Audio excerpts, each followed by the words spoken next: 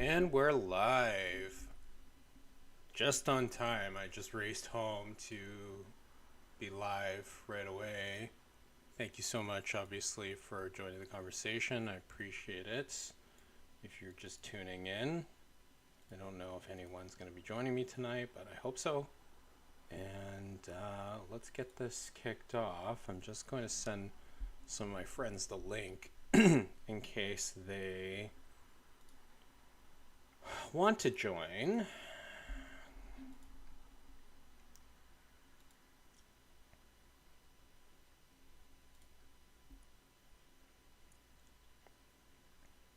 Let's see here. Live, create, go live.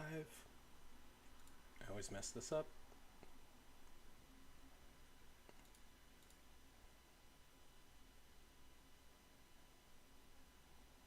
Okay, yeah, we are live. How do I share this? Share by WhatsApp.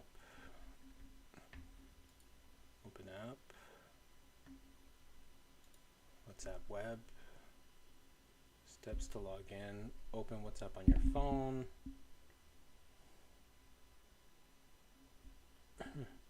Three little dots. Open. Tap linked devices. Linked devices. Oh, let me open Wi-Fi.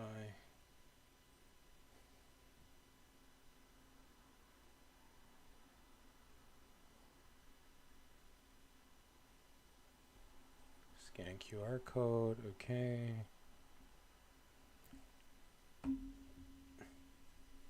Yeah, I should do this more often. I actually have WhatsApp and WeChat, like desktop versions on my computer. Doesn't really make sense.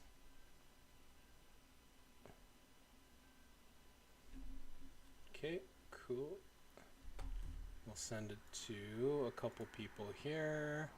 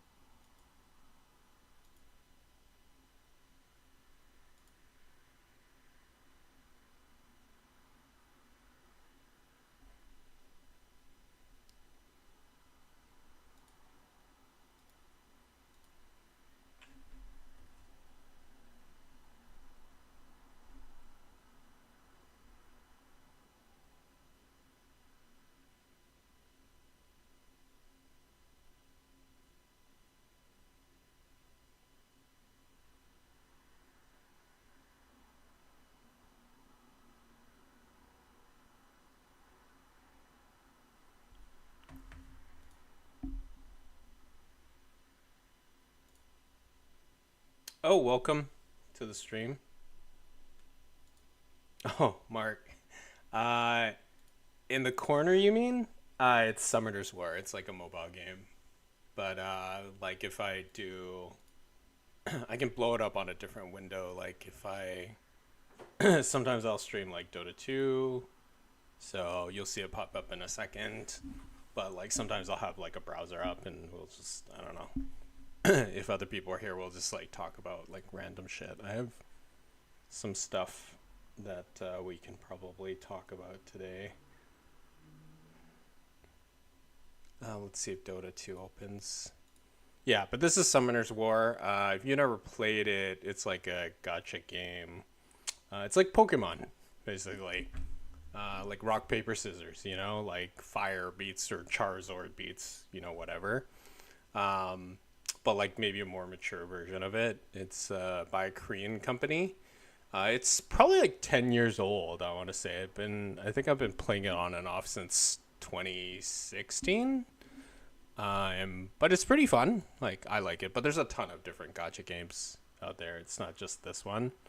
Obviously, it's like a whole genre that makes it. They make a ton of money. Yeah. Well, they used to. But gacha games in general is like a genre that makes a ton of money. If you're not familiar with them, it's like basically it's just gambling. Like you buy. I don't know how well you can see my screen. Like if I can. Let me see if I can like. Summoner's War. How do I like blow this up so you can see it better?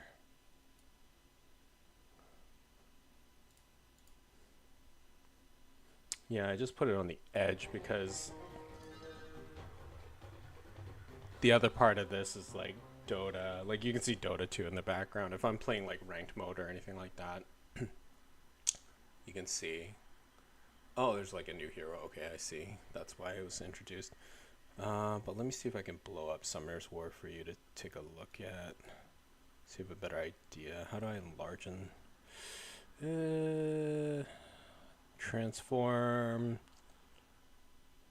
Huh.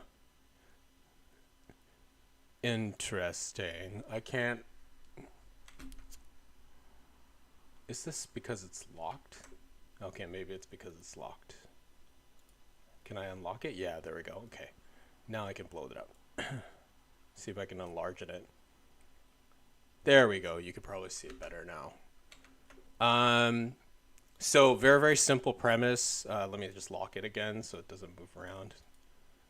Very simple premise. You basically battle other people, Mark. That's like the whole point.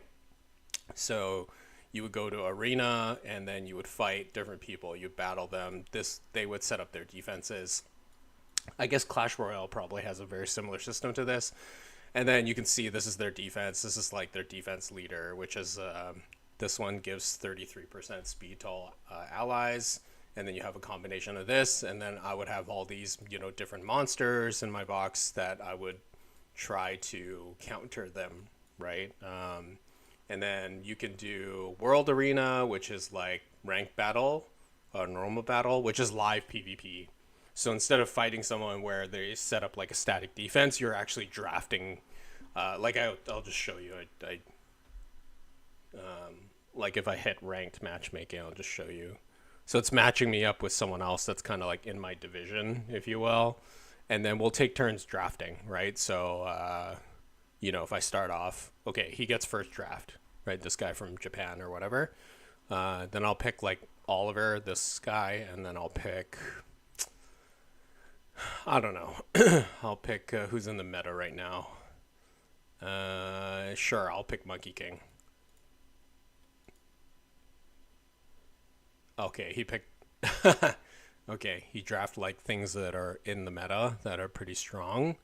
So I think I should probably pick like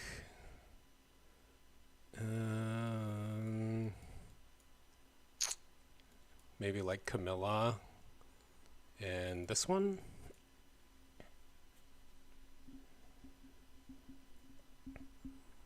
And he picked this guy Tyrannus, who revives. So this guy's could be like a problem. And then who else will I pick? Let's see what his last pick is. I think I might lose this one, depending on how his runes are. Like how good his runes are. He's taking his sweet ass time to pick one. I've never seen this unit. I have no idea what it is. I probably should know it.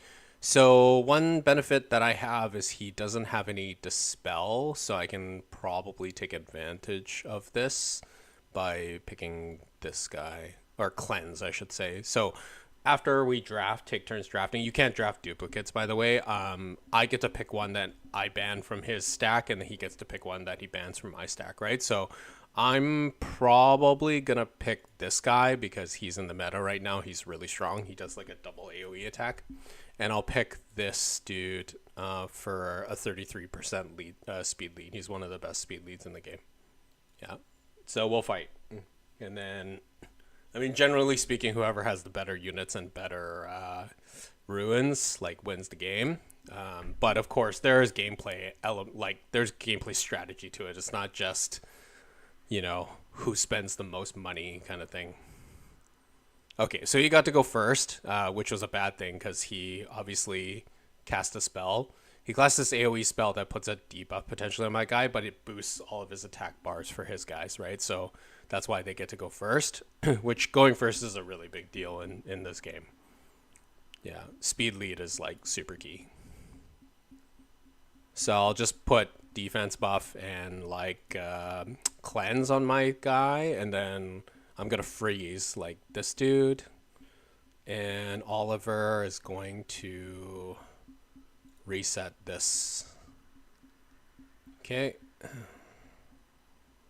This will be a slow grind. Let's try to kill this guy because he's probably the damage dealer.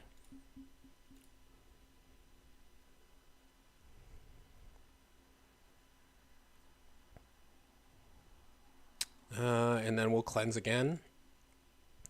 And we'll do this to deplete attack bar. Okay, we killed him. We got another turn because there's these runes called violent runes in this game, Mark. And basically what they do is they allow you a certain percentage chance to...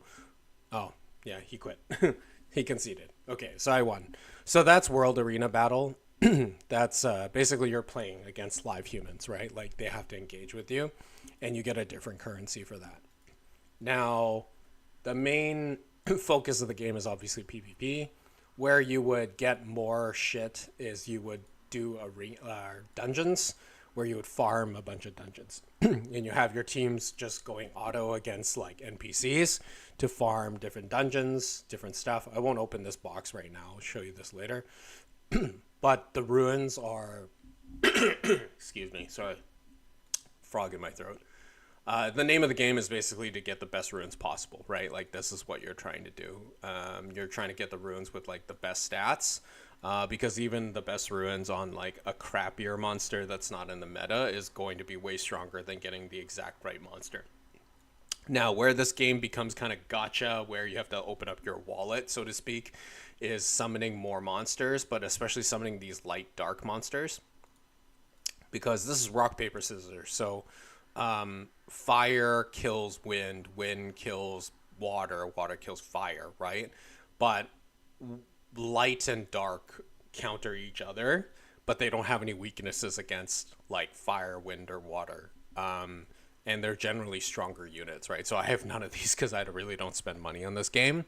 And this is where like some of the gotcha concept comes into place, where you're spending like more money. Same thing with like the dark ones right here, right? So and you can get free scrolls to do this, but the percentage like to summon is so low. Like this one, like if I show you the rates here, like let's see, let's go to like normal LD scrolls.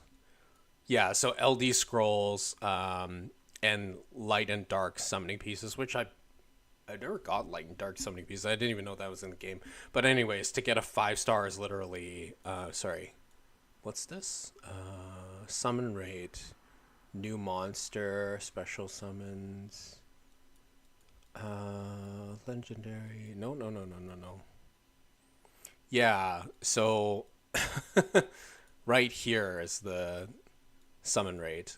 Yeah, the chance to summon a 5-star for yeah, which is ridiculous, right? 0.35%. Yeah, it was like really low. And a 4-star is 6%, which is better than nothing, obviously, but it's still like pretty low. And then you might get a dupe. Like there's no guarantee that you won't get like the same monster. You might be super unlucky and just like 0.35% get like the exact same monster. You wouldn't get a new monster. So yeah, that's where like some of the gotcha element comes into place, where people are wailing out and they're spending like tons of money. Like you can see right here, if I click shop and I go to limited, I'll show you how like expensive these packs are. Like, do you see this? This is all, I think this is all USD if I'm not mistaken. I don't know if it's Canadian dollar. Oh, I can actually probably find out, but let me just like pretend to buy this. It'll queue up like, yeah, so this is USD, right? It's, oh, no. It's Canadian, I think. I believe it actually might, maybe these prices are Canadian. But anyways, you get the idea, right? Like just to get one light dark scroll summon, you're spending, and you get 25 mystical scrolls, which only summon the, fire, water, and wind. You pay 27.99. So like the whales that compete at like the worlds, and they're like the top 10 or 100 in like the game or whatever, they buy all this shit, right? Like they even pay people to farm for them, right? Before there was like auto farming, they would literally pay people to like just keep pressing a fucking button over and over to like farm and farm and farm and farm like these, and it's a limited amount of purchases, but still, I mean, you can imagine like $139 here times 3, right? That's already basically like what, $420 plus tax. Oh, hey Hans, welcome to the stream. And like, yeah, you could pay like $99 or like $54.99 or whatever. Yeah, you there's people crazy like max out their credit cards and shit like this to like buy all these packs. It's insane.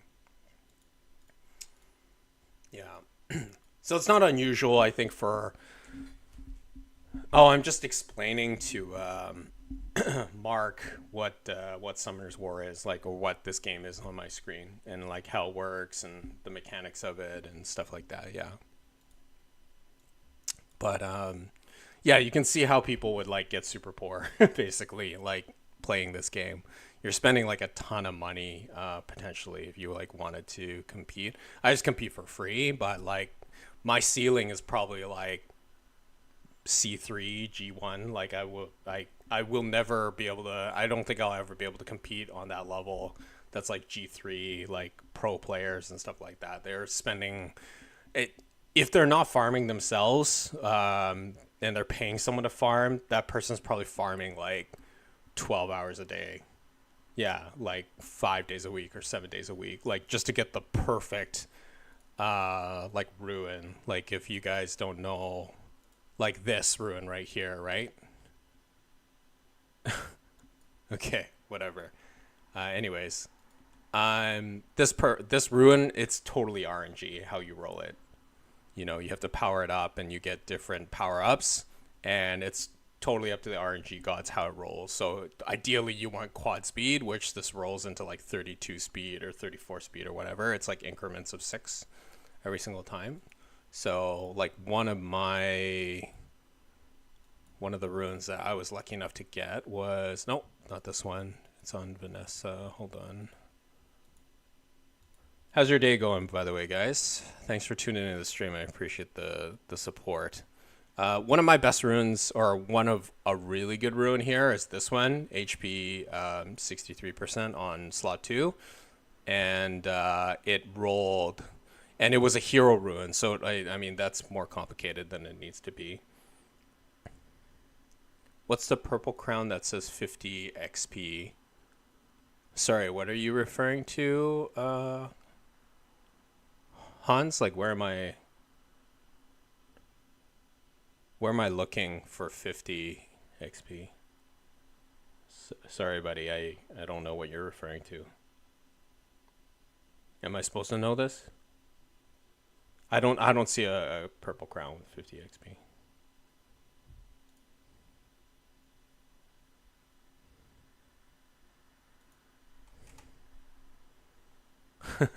Okay. Anyways, this particular rune, like I was explaining, it rolls into 27 speed, and because it was a hero rune, it only rolled three times? Yeah. 3 times? Yeah. No, 4 times, sorry. 4 times. Yeah. So max potential would be uh 6 times 530. That would be the absolute max. Yeah. But it was 27, so obviously 3 off max. Plus I grinded it for 5 extra speed. So this is a really strong ruin for sure for what it is. Yeah. And then you have crit rate and resistance, which is not the best, to be honest with you. Like, yeah, I mean, like this could be grinded better. Like I could grind this to 13, like potentially RNG for 13 defense, and then grind it more for another plus 10% to get more stats. But yeah. Anyways, that's the game. Yeah. Welcome to the stream. Thanks so much for tuning in. I appreciate it. I'm trying to do this consistently to grow my audience, so I appreciate it. What do you guys want to talk about today? I actually had a topic that I wanted to discuss. Yeah, it was an interesting topic. Maybe you guys will have some thoughts about it while I kind of do my dailies here and stuff like that. But I was just at a dinner and I came home, and it was at my mom's friend's place, and we had a discussion about because I know one of her relatives. Like the brief amount of time I was in North Carolina, I was living there temporarily back in the day when I moved over to Toronto, and I met her brother's son. And her brother's son is married to a Vietnamese lady. Now, I met both of them. They were very nice. But when he married into the family, I guess he didn't really realize that he was marrying into the entire family. Because when I went over to their house, there was literally like 10 people there. So there was like, obviously his wife, and then there are 1 or 2 kids. I can't remember how many kids they had back then. And then in addition to that, they had the wife's sister and her husband and their 2 kids. So that's an additional 4, plus the in-laws. That was another 2. And then the uncle and the auntie. So it was like literally 10 people living in this like 3,000 square foot home. And none of them had jobs, by the way. Like no one did. Like I won't say his name, but he was basically the sole provider of like the entire household. So you can imagine how difficult that must have been. But yeah, I mean, like I hear stories about this, like quite, not all the time, but sometimes. Like one of my ex coworkers, he was a hotel line chef. He married a Filipino girl, and he met her here. So I guess she immigrated here. She was born here. I'm not sure.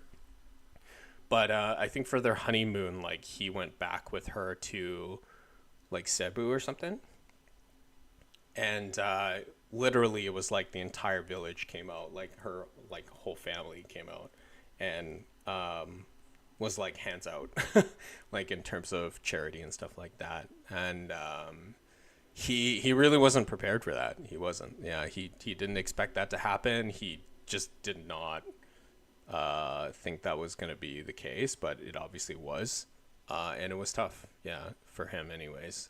He wasn't like, I mean, he was a line cook. He didn't make that much money. This is like 15 years ago, but even back then he was probably just making, 25 bucks an hour or something like that, whatever a line cook made back then, maybe 23 bucks an hour. So it wasn't a ton of money.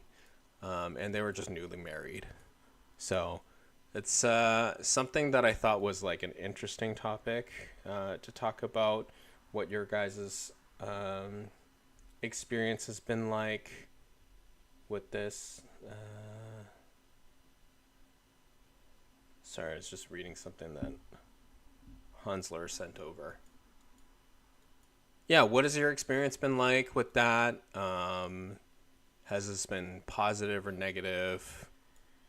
And do you have any friends that have gone through like pretty similar dating experiences and stuff? Because I think that that's like a very difficult thing. It's obviously not a Western thing, right? Like we don't normally see couples go through some stuff like that. It's not like you're you're getting married to this person, therefore you're adopting their problems. I guess in a way you are, like in a roundabout way, but it's mostly limited to your like the actual person that you're dating or getting married to.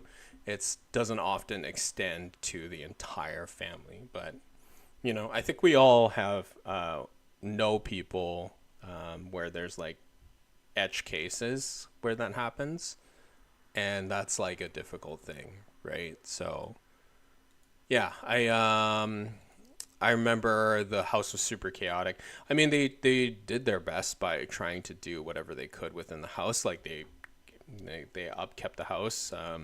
They were making like delicious food. Like I went over to have dinner. Like they would make pho. They would make pho from like scratch. Like they would make like the soup broth from scratch. Like spring rolls, like salad rolls, like everything from like scratch. It was like amazing. So they were doing what they could to like pitch in, but like monetarily, like financially, like there was obviously just one sole income, which was obviously not easy, right? And that person had a good job, but they were also never home. Like the job that they took, they had to be on the road like 80% of the year. So I would say like they were on the road 5 or 6 days a week. It was like pretty brutal. Yeah. I remember when I met him, he looked really tired. He was just, and the job that he took was not necessarily flying. Not that that makes it a lot that much better. It was like a lot of driving. Yeah. So you'd have to drive here, have to drive there. You know, yeah, it would just be a lot. It's just really grueling. Yeah, it's just really really grueling. So yeah, what are your guys' thoughts about that? I don't know if I have anyone on right now. I think Hansler left, but yeah, I always found that a weird prospect. You ever date someone, and I think I get it from, hey, how's it going, Marge mate? We were I was just discussing something interesting because I just came back from a dinner. I'll start the story again so that you know. I'm just talking about inheriting inheriting the problems of the person that you're dating. So when I briefly lived in North Carolina for probably about a month. This was at the time when I went to like the States, and I was just having dinner with my aunt, and I met my aunt's brother who lives in America, and his son, right? I remember going over to their house in the suburbs in America and going to their home to have dinner with them. And their son was probably like roughly my age, maybe a little bit older, maybe a little bit younger. I can't quite remember. But he was like pretty recently married to a Vietnamese girl there. And I don't know this backstory of how they met or when they met. But he didn't just essentially, I don't think he like totally knew what he was signing up for. Like he didn't just marry her. He married like her entire family basically, or like her entire family was like sponsored to like come over because that house had like 10 people. So that house had like her aunt and sorry, her sister and her brother-in-law, their two kids, obviously his own kid, and I think they had one on the way, their in-laws, so his in-laws, right? So the two grandparents, and then the uncle and the auntie. So was that four? And then uncle and auntie, and then I think that it was like one or two of their kids. So you can imagine like that house. Yeah, it was like a 3,200 square foot house or 3,600 square foot house. Those are just typically how houses are built in a lot of the suburbs that I've gone to in the States. So it was like a big enough house, but you can imagine like that's a ton of people, and there was only one breadwinner, which was, my uncle's son, for lack of better words. But yeah, it's super. I think it's like a pretty difficult thing. I wanted to kind of discuss tonight. Like, what is there is there right or wrong about that? Like, you know, should you inherit your partner's problems? I guess that's part of being in a relationship as well. Nothing's like perfect. You're not going to find like a partner that is perfect. And they're obviously inheriting some of your problems. But at the same time, I think there needs to be a balance too, because you you you don't want to bring problems to someone else's plate when you're coming into a relationship, right? You want to present the best version of yourself. Sometimes that's not always possible, and I do get that, but that's one of those things where I think it's I did feel for him. I did feel for him. Yeah, he was the sole earner of the family. Yeah, the only earner of the family there. Yeah, and everyone else was immigrating over. Yeah, and as I was mentioning before, just in all fairness, they tried to do as much of their own part as they could, and some of it is, I don't think that they had proper papers to be able to work at that time yet. Um, but yeah, it's still tough, right? Like, yeah, I think even if you're making 200,000 USD, that split amongst 10 mouths is yeah, you got kids that want toys, and yeah, it's just a whole bunch of stuff. So I don't know what your guys' opinions about that is. Like, I thought that was like quite an interesting thing. I do remember it quite vividly. It wasn't that long ago. I think it was 2017 when I was in North Carolina. And it was a very nice home, nice neighborhood. There was like a park and a playground like right across the street. So it's a good place to raise kids and stuff. But yeah, it is, I think it can be a rough going for sure. Yeah. And I guess that begs the question, like, how in dating, like, how much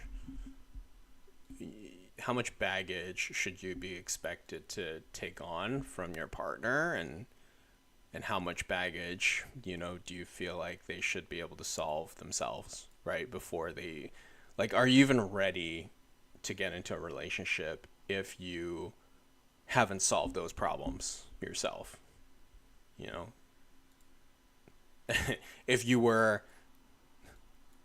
I guess I can see it from both ways, right? And it's not so black and white, because uh, if some people, if they come from, if they're immigrants, back in their home country, I don't know how much the average wage is in the Philippines. Maybe someone in the chat can tell me. I think the average wage is like 180 or 200 USD per month or something like that for a full-time worker.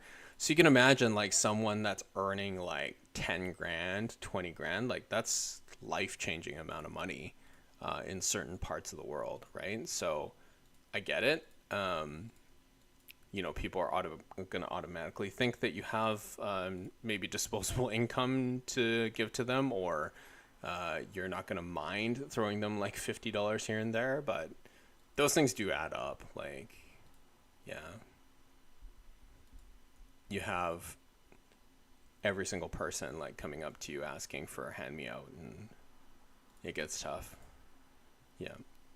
And I think it also, like, maybe more importantly, it'll probably cause a major rift in the relationship, or like just be a very uncomfortable conversation to have. Um, so yeah, I do think that those things probably need to be established beforehand. Yeah, like what is my role in this, and like what is your family's role in this, really? Yeah, and like what kind of familial obligations do I have? Yeah, it's I think it's always novel to say like love conquers all, and like you're just gonna accept them for their best and their worst, and that's why you like make vows. Yeah, I guess some of that is romanticized and some of that's true, and or should be true. You should have some faith in that, but like reality is way different, yeah, than a fairy tale. Yeah, so yeah, that's a tough one. That's a tough one. Yeah. Thanks for attending the stream, by the way, guys. I appreciate it. Even if you have me on mute, I'm grateful. Any viewership is better than no viewership. It does help the algorithm get me more, I guess, exposed to bigger audiences. Tells them that I'm streaming consistently and people are watching in some regards. So I think I'll continue doing this for this entire month and see how it goes, and obviously try to improve. There's definitely a bunch of things that I can improve on. But nevertheless, even if you have me on mute, I appreciate the you guys joining. I'm grateful. Yeah, so this is an example of a pretty good ruin. So Mark, you were asking about this game before. I don't know if you're still there, but this is max roll. So hero ruin means that basically you have 3 stats to start off with, and possibly this prefix stat, right? You can ignore this. Basically, whatever you see here, if you're lucky enough to get this here, it won't show up in these boxes. And then you can roll 3 times. So I rolled 9, right? So basically the thresholds go 3, 6, 9, 12. So 3, 6, 9, 12, I will get an additional roll into these stats. And you can see if I highlight this, it says crit rate 4 to 6, HP 5 to 8%, and flat HP 135 to 375. So you're just rolling a dice. It's RNG, right? And so from this, there was 3 rolls into this, plus innately it was probably 6%. That's why it's maxed at 24%, which is actually high. So if the only better outcome of this ruin is obviously if there were some better stats, but this was a legendary stat, I got 4 rolls instead of 3, and this became 30 crit. Then this would be like, you know, potentially game changing, shall we say. Yeah. But I'm just going to go through this and eliminate the crappy ones, or like the ones that don't make the cut, because I have to be a little bit stern about this. And then go through this. Yeah. Yeah. By the way, guys, if you are looking for a supplier of stuff, I am starting to do import-export things as a side hustle. I can pretty much source anything that you guys need from China. So yeah, if you do need it, I even have like express shipping by freight or flight, and then my shippers are also approved at the like Port of Vancouver over here, so they can usually fast track the goods and deliver it like landed to your door or a business's door or whatever. Yeah, so if you guys need anything, yeah, please do let me know. Just gonna delete this. Might actually make a coffee while I'm waiting.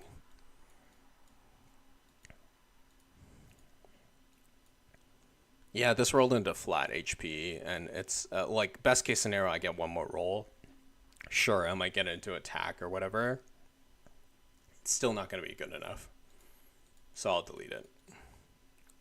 This rolled into speed, and then 2 rolls into crit rate. So best case scenario, there's another 6 crit rate here. Maybe it turns into 21 crits. I guess that's okay. And then this is flat HP, so this is probably not good enough. So I'll just roll again and take a look. And let's see. Okay, so rolled into speed, and it's a low roll. It's only 4. It's the maximum is 6. So this is also not great. Yeah. I guess for beginners it might be like pretty decent, but like when you're min-maxing, you want like the best rune possible. Like this is probably not good enough. This I'm going to keep just because it's 24 crits, which is pretty rare. It might be one of the highest that I've ever rolled, to be honest. Yeah. And this is HP 4, which is a pretty, so slot 4, which is a pretty rare rune. 11, 14, 14. So this is maximum. This can roll as 16. So it's 2 off max for attack plus accuracy percentage, and then 1 off max. So this could be 12. So efficiency wise, it's not bad. It rolled into attack, which I can sub out for something else, and it is HP. It is passable, but it's not exactly great. So whatever. I will keep this for now.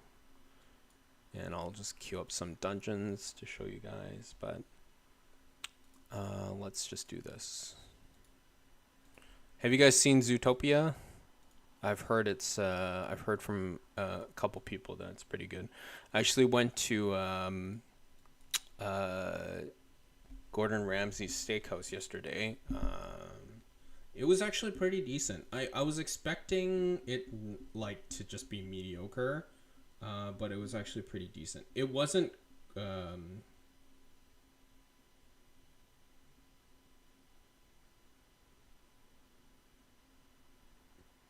have no idea why Han sent me this. It's some Instagram story.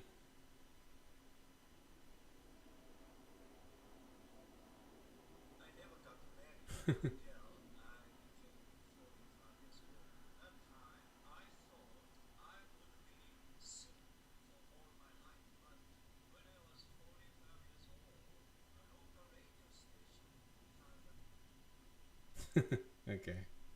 I have no idea why he sent that to me.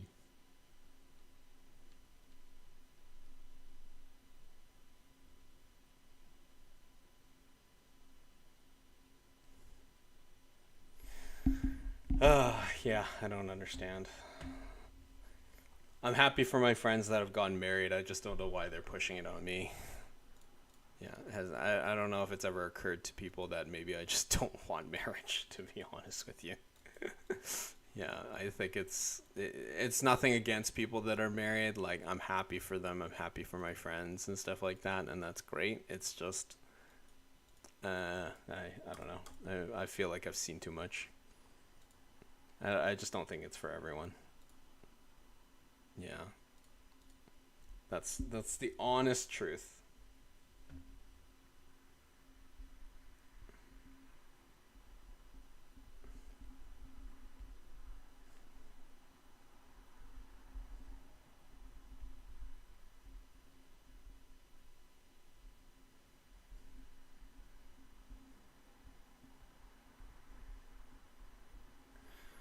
I'll be right back. I'm just going to boil some water and make some tea, I think.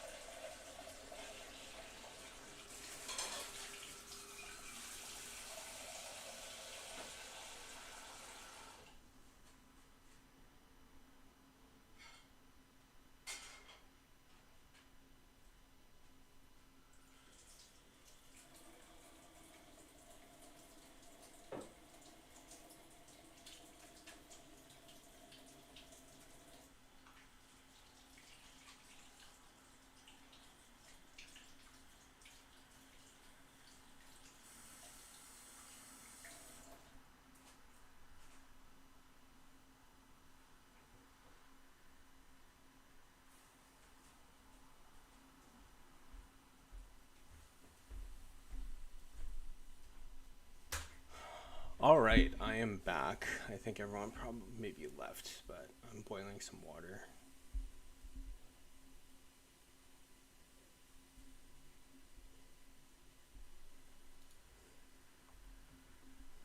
Is anyone still here? Let's see here.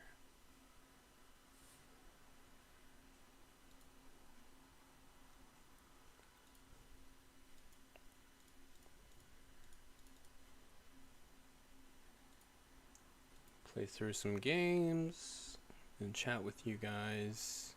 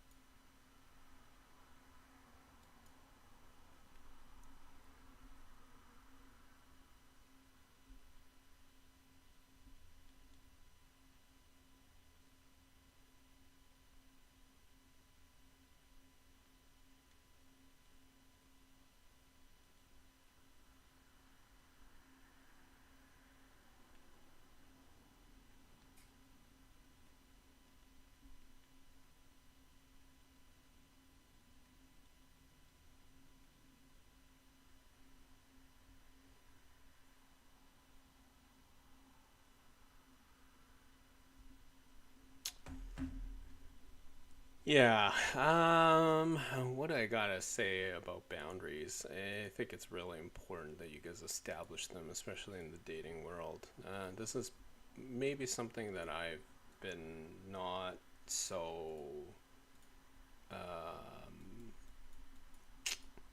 firm with when I was younger, and that's actually a really, really bad thing. I don't know if anyone's on listening to me, but I don't really care. I'm just gonna speak the truth. It's I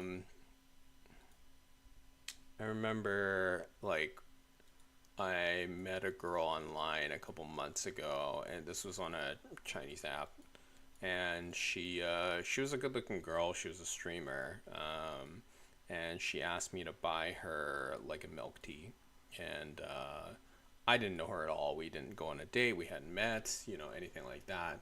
She asked me to buy her milk tea, and I politely declined. And she basically started trying to gaslight me and shame me into buying her a milk tea, which I found fucking ridiculous. So I tried to make peace with it, and not ruffle any feathers, but at some point she was just laying on the pressure. Like, I'm sure this is her MO. She probably does this to most guys. And at some point I just didn't take it anymore. I was just like, fuck it, right? So, I kind of gave her a piece of my mind, and then we just went our separate ways, and we never talked again. But there's one example of stuff like, it's nothing to do with the money, because like a milk tea in China is like $2 Canadian. Like, it's not expensive. It's about the principle. Yeah, it's about how you conduct yourself as a person. And if you're conducting yourself that way, then expect to be treated the way that I treated you, right? So, yeah, I think that's like important for you guys to internalize. Yeah, so boundaries. Yeah, really, really important thing for you guys to stick by. Yeah, highly recommend that you do not try to broach them. Yeah, it's super dangerous. Is that stream? Let me just see here. Chrome browser.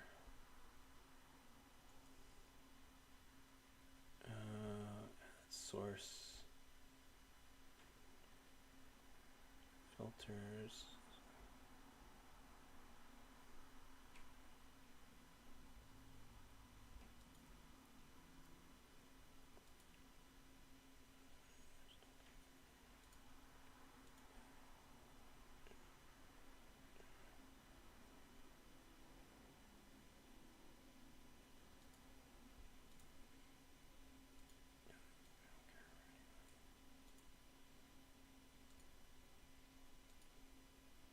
Ah, good.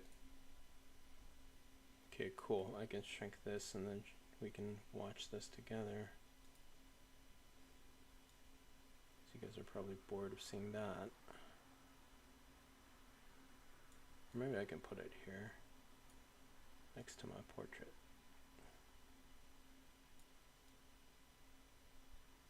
We'll center this. There we go.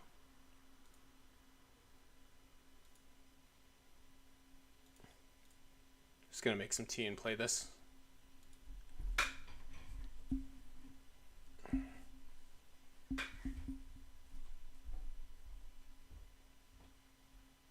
Little preview on theringer.com of tomorrow's final. I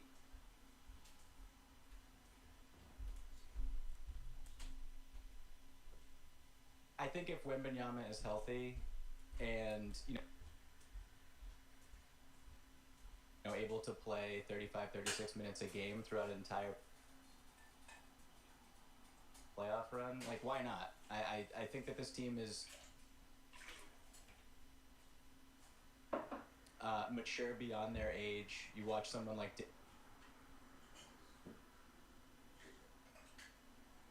Dylan Harper, who just gets better and better by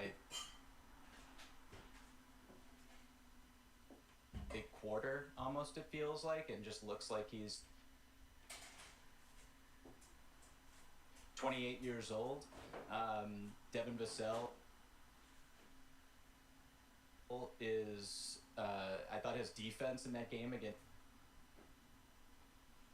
Shai Gilgeous-Alexander was phenomenal. I thought that you mentioned Steph Castle. He looks great. He looks like one of the more improved players in the entire league, and he won Rookie of the Year last season. So I think that there are definitely some flaws with this team. But when you have someone like Victor Wembanyama, he just covers up so many of them, and he fills the box score, but at the same time, he makes the box score or look like toilet paper. Like, everything is Just gonna refresh superficial with what he does. What are we watching right now? We're watching Hoops. If you guys aren't familiar. He looks great. He looks like one of the more improved players.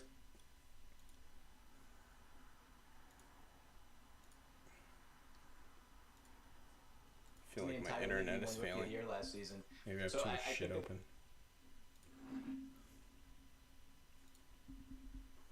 There are definitely some flaws with this team, but when you have someone like Victor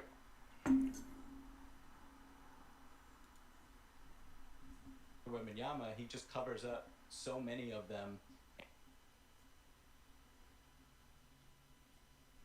And he fills the box score, but at the same time, he makes the box score look like toilet paper. Like, everything is superficial with what he does.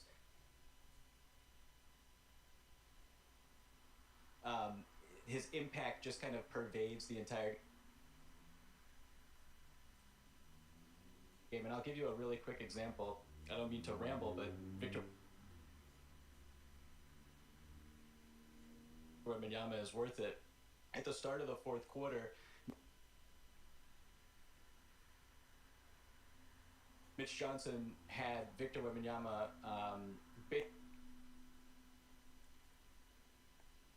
basically go to the nail at the start of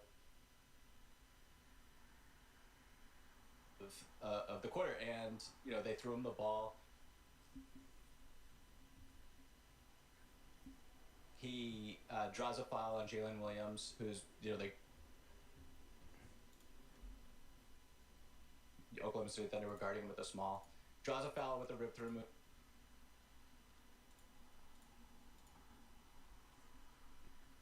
Oh, jeez. I think I need to get better internet.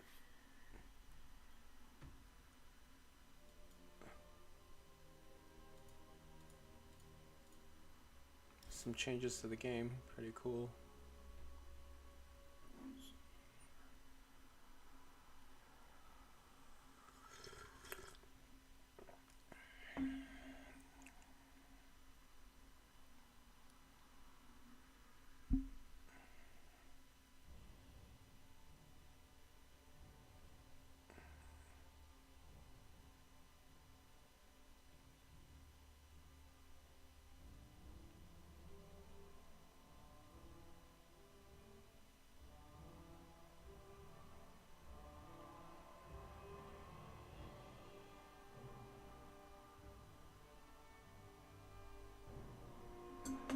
Just reading some of these changes.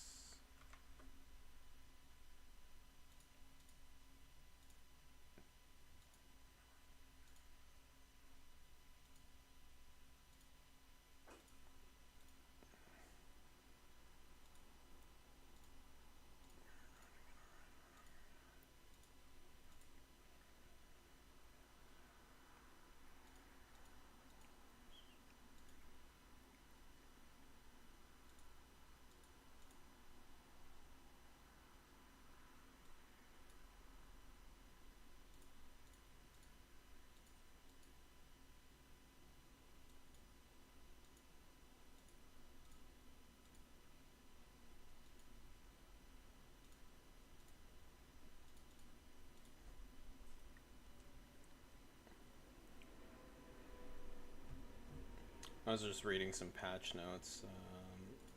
You guys can see this.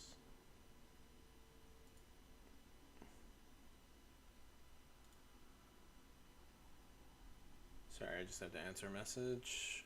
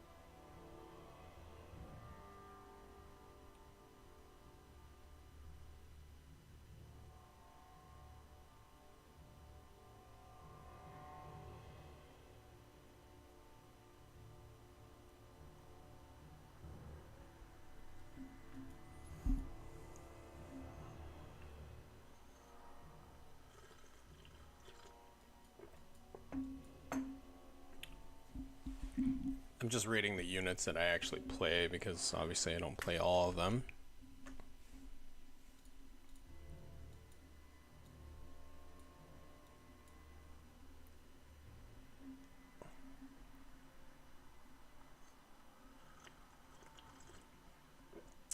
Oh, that's interesting.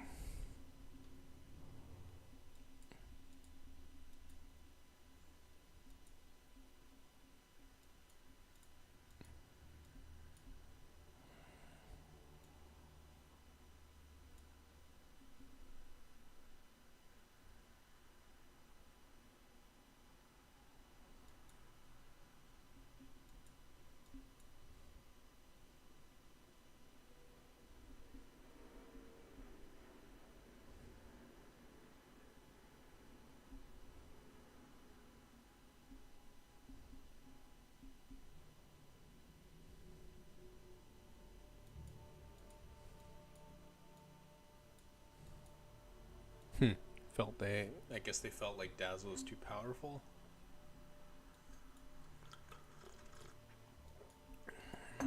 Let's see here.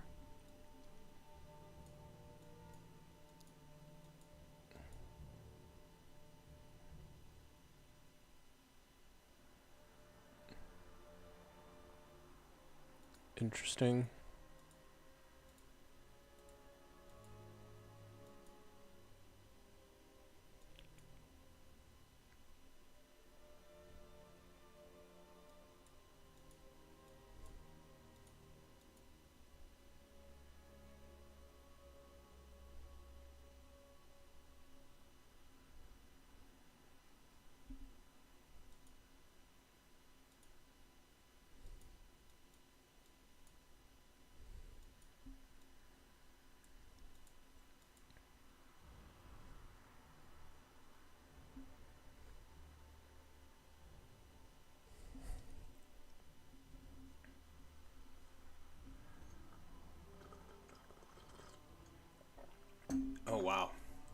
even know the silence. They must have added this before I came back to the game. Both decreases, that's a buff, and base armor increases. It's nice for Omni. Can no longer target invulnerable units, but does affect invulnerable units in the AoE. I see. No longer has separate effect for allies and enemies. What? Always disarms the target and grants them 100% magic resist. Oh, okay, I see. Mana cost decrease from... That's a buff. It's actually a pretty nice buff, to be honest with you. 8 seconds at level 4 is pretty crazy. Yeah. Because it grants 5 seconds of magic damage resistance, right? But it does disarm them, obviously. But that's still pretty good. Actually, it's weird because this used to be physical.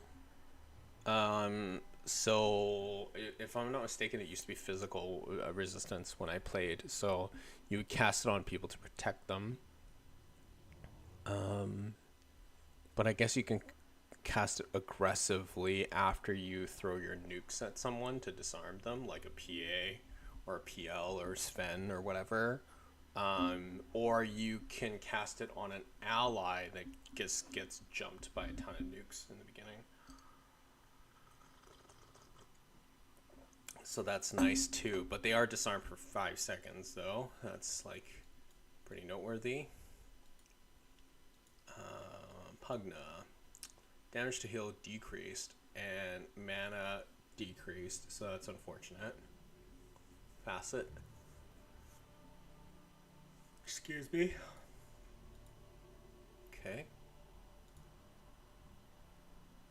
Shadow Shaman, who I never play but I should. Health and bounty multiplier decreased 10 to 9. Okay. Hits to destroy decreased from 20 to 18. Gold bounty decreased from 220 to 300 to 198, 270. XP bounty decreased from 310. Okay.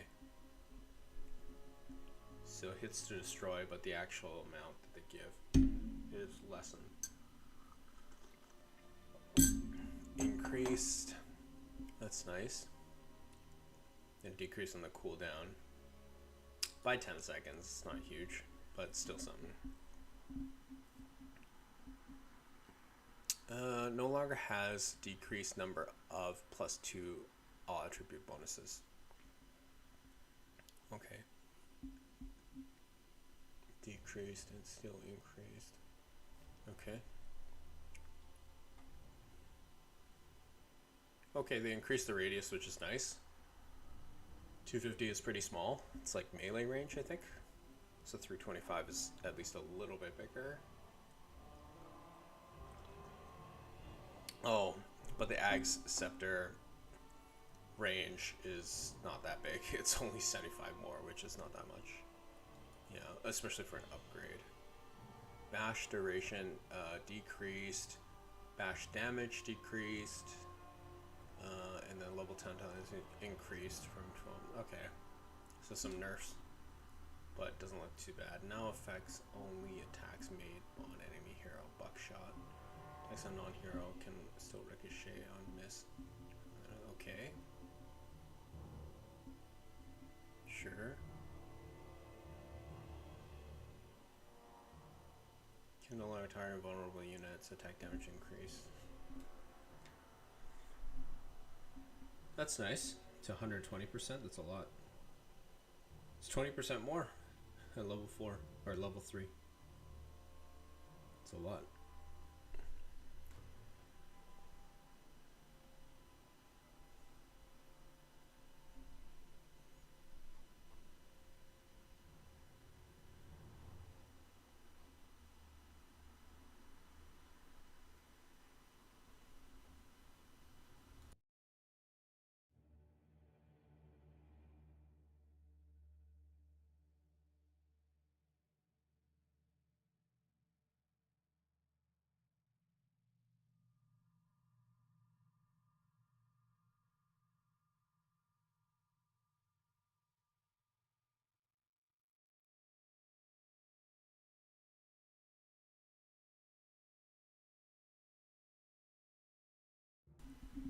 So this is something that's pretty nice. It's rescaled. At the highest levels, it's 1 second more, but lowest levels, it's, yeah, I mean, 14, 13, 12. That's nice. Can alert target vulnerable units, wave terror reduction. Okay. Vino. I'm not a good Vino player.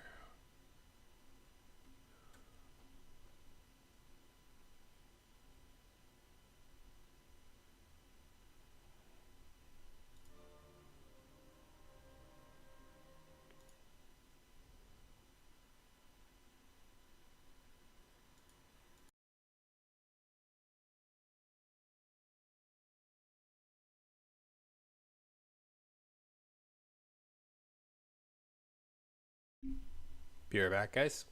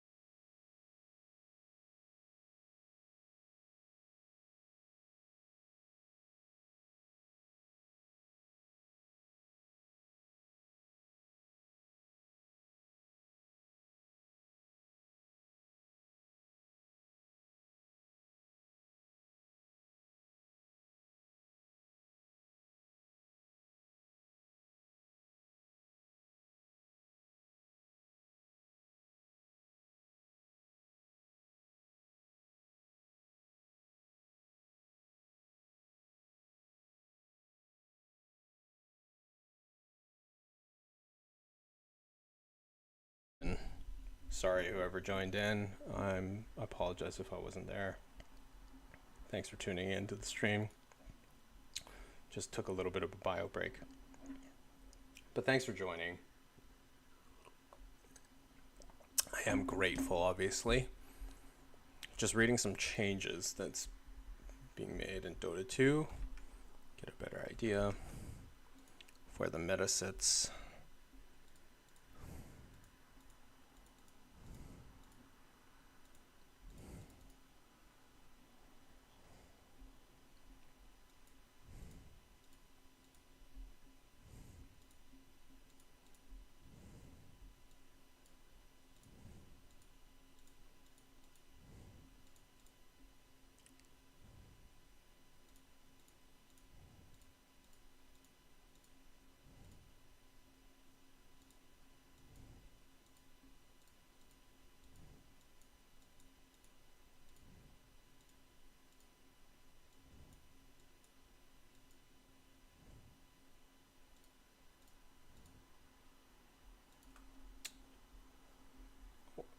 What happened to OBS? Let's see here.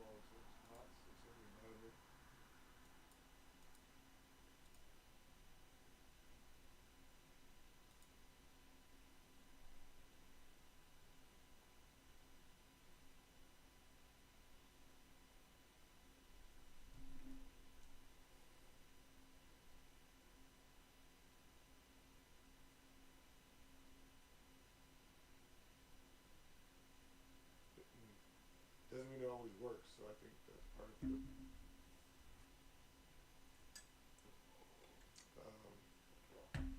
fortune with that, where we've had some individuals that we've added, whether that's through the draft or through different mechanisms, but to add to the group over the years to that kind of core that's been here for a while, the Keldon, Devin, Julie, and Jim, and Korean, they thoroughly have meshed.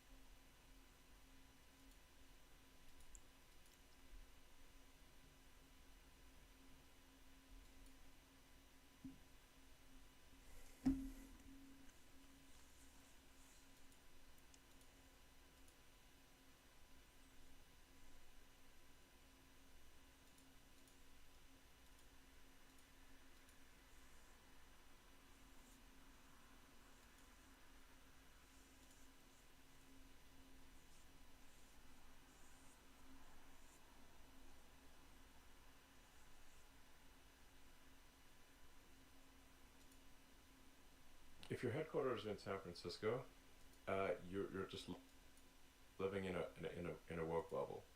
Um, so it's not just that people, say in San Francisco, are drinking woke Kool-Aid. It is the water they swim in. Like a fish doesn't think about the water; it's just in the water. And so if you're in San Francisco, you don't realize you're actually you're swimming in the Kool-Aid aquarium. San Francisco is the woke Kool-Aid aquarium. And so your reference point for what is a centrist is totally out of whack. So Reddit is headquartered in San Francisco. Twitter was headquartered in San Francisco. I moved X's headquarters to Texas, to Austin, which Austin, by the way, is still quite liberal, as you know. And then the X and XAI headquarters are in Palo Alto, which is still California. The engineering headquarters are in Palo Alto on this one page. No. But even Palo Alto is way more normal than San Francisco Berkeley. San Francisco Berkeley is extremely left, like left of left. You can't, like, you need a telescope to see the center from San Francisco. You know, It used to be such a great city. I mean, San Francisco has a tremendous amount of inherent beauty, no question about that. And California has incredible weather, and no bugs. So it's like amazing, beautiful. You know, but you said, what's the cause of this? It's just that if companies are headquartered in a location where the belief system is very far from what most people believe, then from their perspective, anything centrist is actually right wing, because they're so far left. They're so far from the center in San Francisco that anything they're just railed to maximum left. So that's why you know, I think you're centrist. I think I'm centrist, but from the perspective of someone on the far left, we look right wing. Yeah.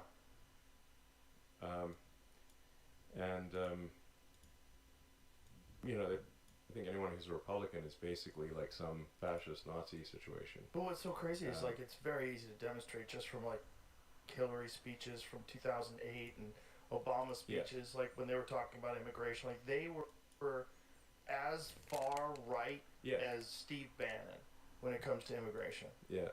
Yes. Hillary was like very MAGA. I'm sure you've seen that campaign speech when she was talking about if anybody's committed a crime, get rid of them, and if you're here, you pay a hefty fine and you have to wait in line.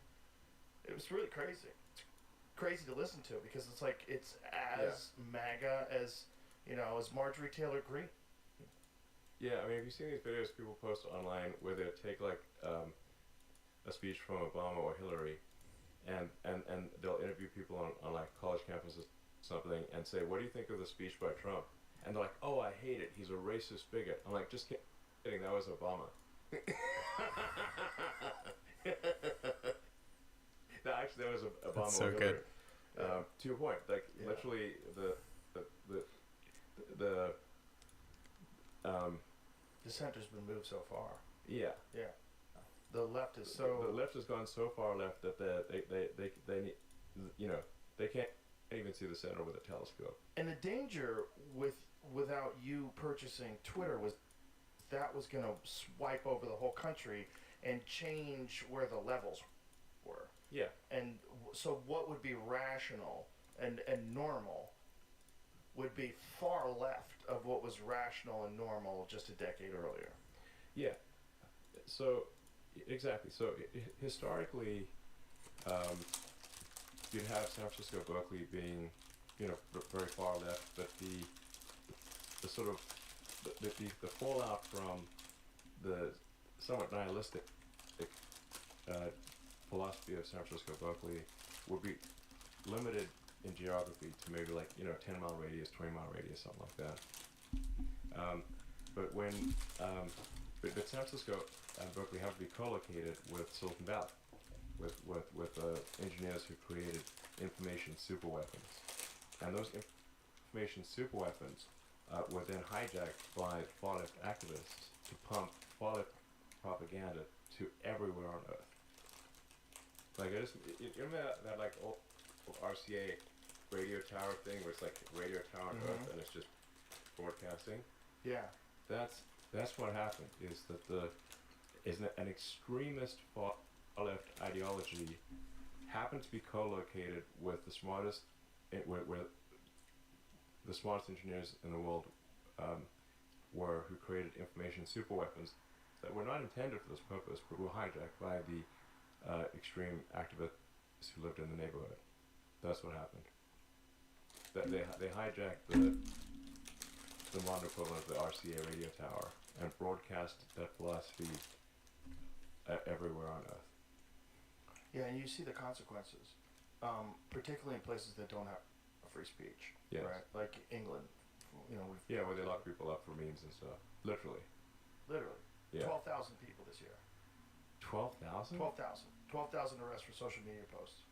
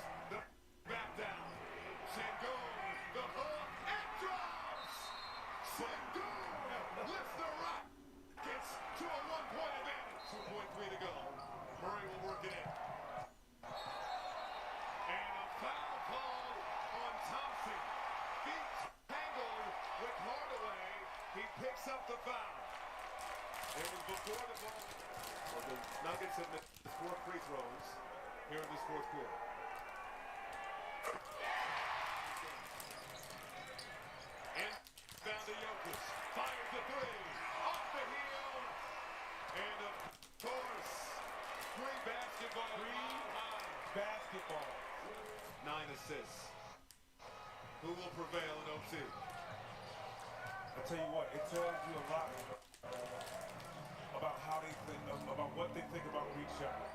The only other person in foul trouble, if you would, would be Spencer Jones. The only reason I say that, he has the matchup of Kevin Durant, who can draw fouls from anywhere. Murray breaks the tie. And for the Rockets, it's all about regaining composure. They weren't happy with that late foul. And Murray, two more. Murray. Pocket pass to Jokic. Outside look, Jones. Bullseye! He is doing that tonight. Sengun. Deep in the corner. Penetrating. And he got the lay. I love it. Do not settle. Particularly, Jokic has 5 fouls. Durant, double team. Forced to give it up. Finlay, J. Smith. Thompson, outside, Shepard. On the move, in the lane. Puts it up and off. But Shepard will go to the line. Who do they get for this foul?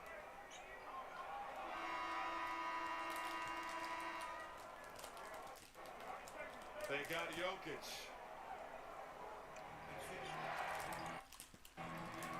Sengun. Driving, got to the rack, count it, and put him on the line. Need to get Sengun somewhere in the post. Holiday also out there. Here's Sengun firing. Well off the mark. Found the rebound. And the clock will expire. The Nuggets have won 5 in a row and put a halt to their 4-game home losing streak. What about it? Nicola, it's mid-December, and this felt like a late series in a playoff game.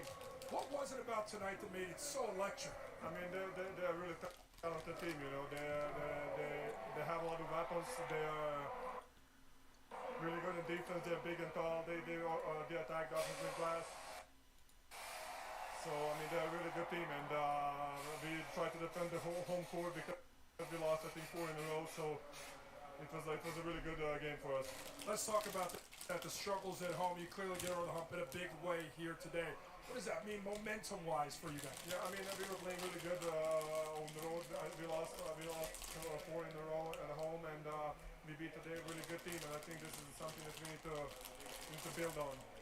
Nicola, watching this when you and the Rockets, it felt like these might be 2 teams you see later on come playoff time. What kind of respect do you have for these Rockets? And what was a battle tonight? Yeah, they always put a battle, and it's always physical. Like I said, they're really talented, and they have a lot of weapons. So I think if we go in a playoff and this is going to be serious, I think it's going to be really interesting.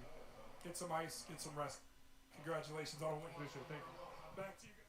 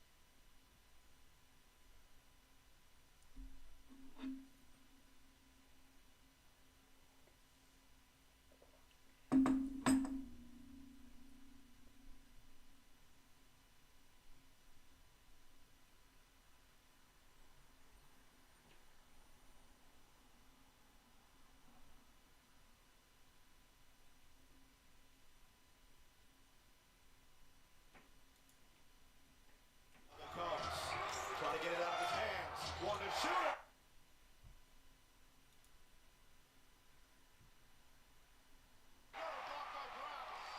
Off to the races on the back foot.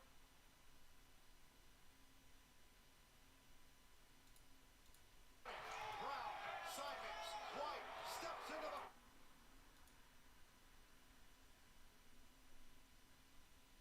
Three, he's got it.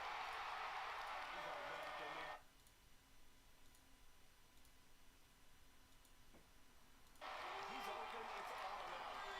The wheel and deep.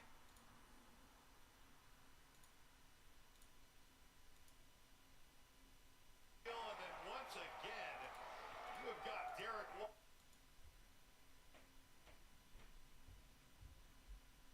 just stepping into a wide open trail 3.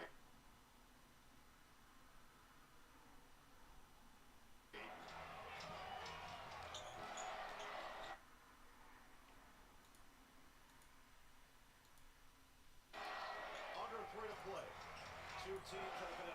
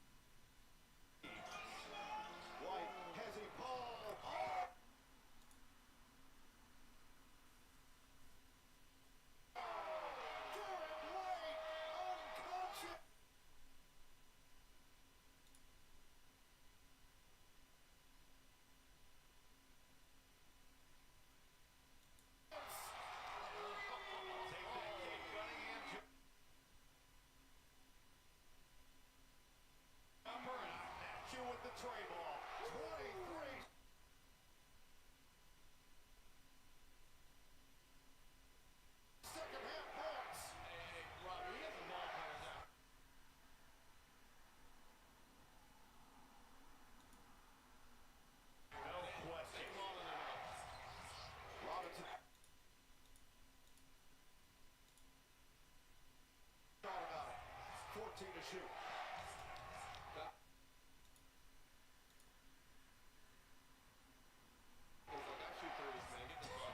Go get this thing.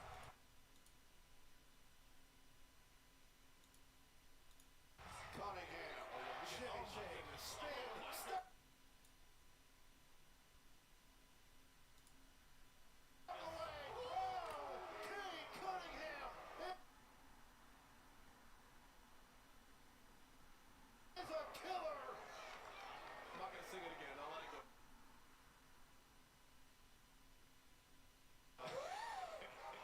This is what he's done all season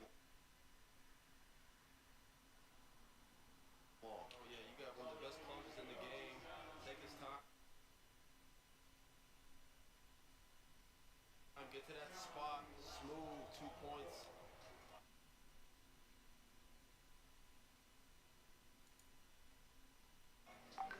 Derek White just getting that matchup. They've been hunting Duncan Robinson, letting it go, matching Cade, and right back at you here, Austin. Oh man.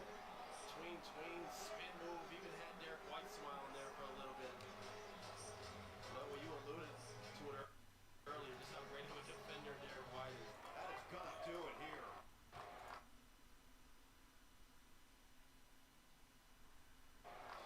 Gritty, physical, tough, gutsy, and clutch play. Detroit Pistons basketball is all the way back as the #1 team in the East gets another win, 112 to 105.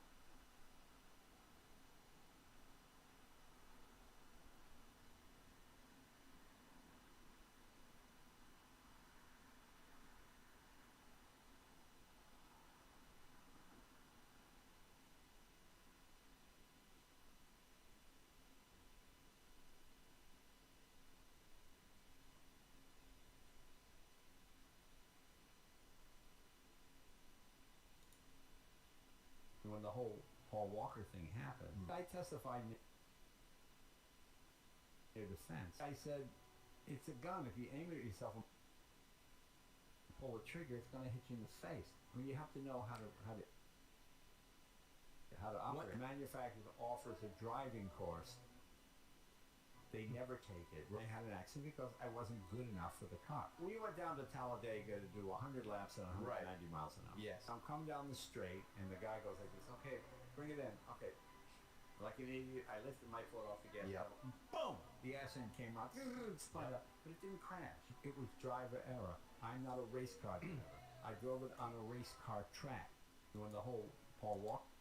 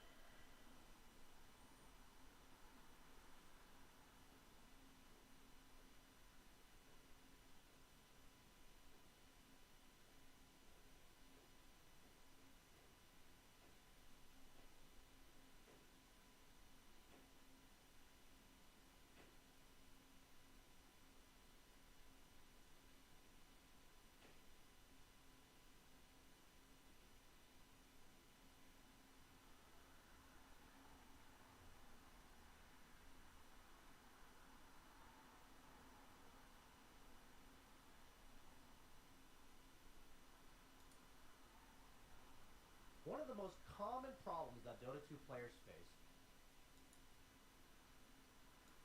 is how to bounce back from a loss streak, especially when you haven't been getting the best teammates lately. For this week's Pub of the Week, I chose a game that was an emotional roller coaster that followed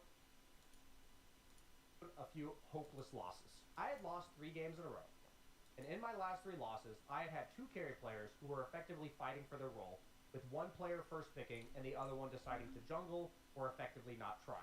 What you're going to get out of watching this game is some useful pointers on how you can recenter your focus in the middle of a really tough game, and also manage to remain disciplined when things are chaotic, and how to identify what's within your control. Let's get into it. So in this game, I picked PL, one of my favorite heroes. I picked him overall last, a situation that I think is often necessary because PL has such volatile matchups, like some really, really hard counters, and then heroes that he really hard counters. And in this case, the only hero on the enemy team I did not see is Gyrocopter. So I really liked it against Tusk, Nature's Prophet. Both these heroes are relatively single target, and they're both countered by Doppelganger in some way. Doppelganger can dodge Tusk Shards, Tusk Snowball. You can get out of Nature's Prophet Sprout. You can use it to remove his shard and like common items like Spear Vessel if he's support. If he's carry, you match up well against him later on in the game. And then against Invoker, he has a lot of ground targeted spells that he controls you by you not being able to move. So you have Phantom Rush to get out of them a lot of the time, and you also have Doppelganger to dodge Meteor and Cold Snap. So very useful matchups for PL, very strong matchups. Pangolier is kind of a wash. It used to feel really bad, but nowadays I feel like the matchup goes both ways. So I saw PL being good against 3 heroes and being fine against the other. So what's really important at the start of the game that I do every game is that I alt right-click this spell. And even though you can't see it now because I haven't leveled it yet, I already did this. What that does is that's going to display the range for Phantom Rush around you in a green circle. So I alt right-click it. Sorry, everyone. I'm pretty wiped. But I will forge on, and I think I'll play some Dota. Or that I make sure I know when I can A-click somebody when I'm chasing them on the map, especially when I have ads, because the circle's so large. So, spoiler alert, the laning stage is not going to go very well in this game, and we're going to talk a bit about why I feel like that is. In this case, I really like to take Phantom Lance in order to get the range creep if possible. A good way to secure it. So whenever the opponent is body blocking the range creep like this, I have people mentioning this in my CS video. I have a hotkey that makes it so you can only target creeps. So if you go into my hotkeys, it's in the lab section. Interact only with non-hero units. So in this case, I have it as caps lock. So what I have to do is caps lock plus Q in order to get the range creep here. Of course, I end up missing it, but I did utilize this mechanic to make sure I targeted the range creep instead of the Pango. And you can use this for caps lock attacking, caps lock casting a spell. It's really good with like Lucent Beam, PL Lance, stuff like this. So I wanted to address that because people have been asking about that in past videos.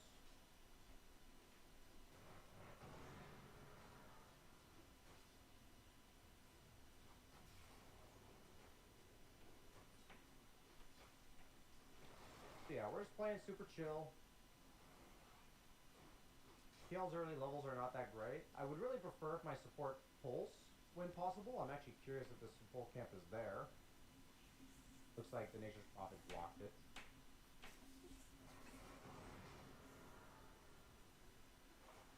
I think it was worth maybe considering taking my W level 2 because I can dodge the Pango's W so he doesn't get damage and shield. I honestly wasn't very ready to do that early on, and I wish I was better about it in this lane, but you'll see later I started doing it. So for me, the Lich overextended a lot in this lane. These trades are not particularly worth it to me. It was good to get the Nature's Prophet low, but to pursue him I didn't really want to do, because now it's he can go somewhere else because he's Nature's Prophet. just feels really bad to like have Pango get that kill solo. I delivered my items to Lich, which I like to do.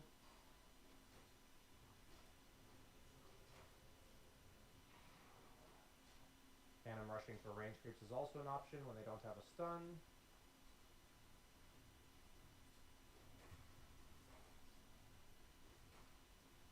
So in this case, I really wish Lich had pulled. I actually wanted to avoid interacting with the opponent, but he instead wants to go for it, so this is actually just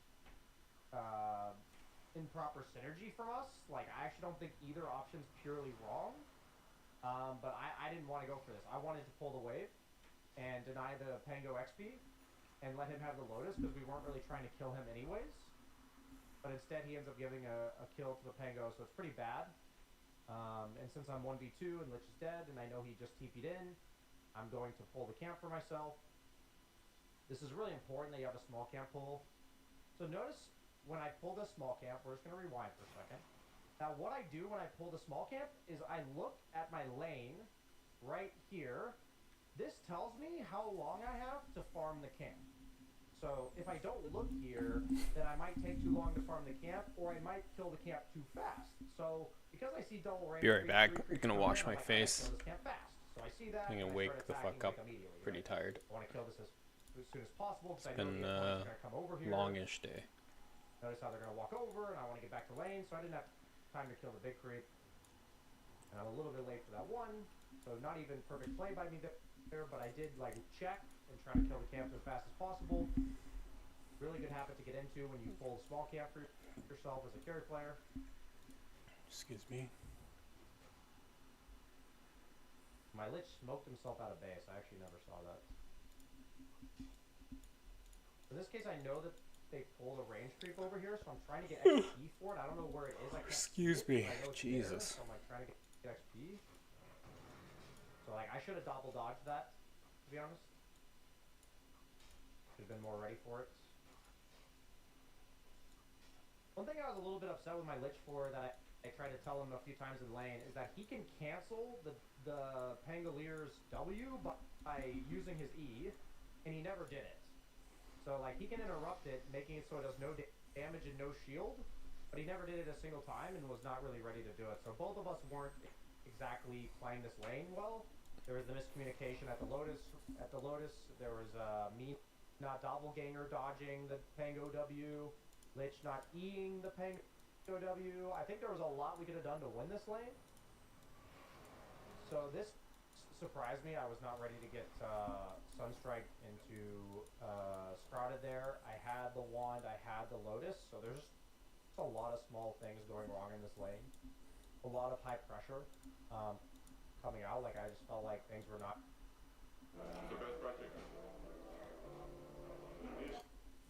One of the most common problems that Dota 2 players face is that relates to when I show on a creep wave, right? So, you know, I'm glad I have this time doing these replays to articulate this to you guys, because I see these situations and I'm like, why is my team there? Why am I upset that my team's there? You know, what should they be doing? What am I doing? So in this case, I'm going to walk to the fight slowly. My axe buys back and dies before I even get there. I literally said verbally, but not to my team, I'm like, what the fuck, man?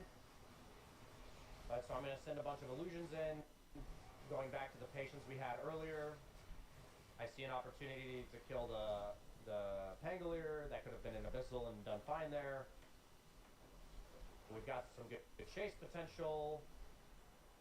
Notice what happens when I play these fights patiently. Like, even when my teammate dies back and does nothing, we still get a lot out of it. If I had a Basher, this guy dies.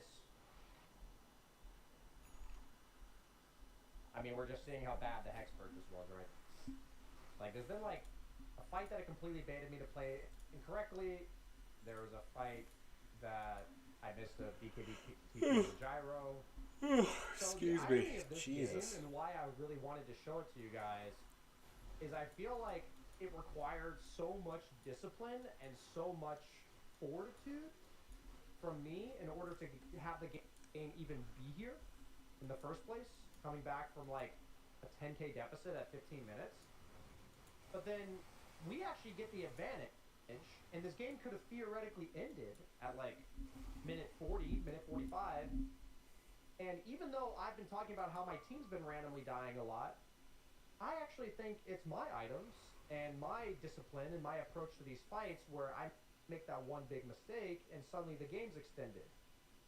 So, you know, the big thing for me is that no matter if you're the PL that's 13-2 and there's been a lot of things that you've been doing well all game and there's been a lot of things that your teammates have been doing that are frustrating, you can actually still take a lot of responsibility for what happens in these games and learn from them. Even if you end up winning, even if you feel like you're really frustrated. Excuse me. And, you know, I wanted to highlight just like this game had so many things that were outside of my control that were going wrong. But then there were some like really crucial decisions in terms of items, in terms of team fight approach, where I lost patience, where by doing that, I helped extend the game significantly. So I wanted to get a tier 4 there, which I did, and this was a common occurrence where I said earlier in this replay analysis, like I really needed to just get that bottom tier 2 tower because that fight would have led to us getting a Rax and Mega Creeps. So hindsight 2020, my big takeaway from this game is if we take 2 lanes of Rax and there's a tier 2 tower that I need to get the team to rally around that lane and I myself need to play around there, I feel like I was in relief pressure mode for so long that I never initiated exert pressure mode. And that's where my big mistake happened. These fights are pretty chaotic.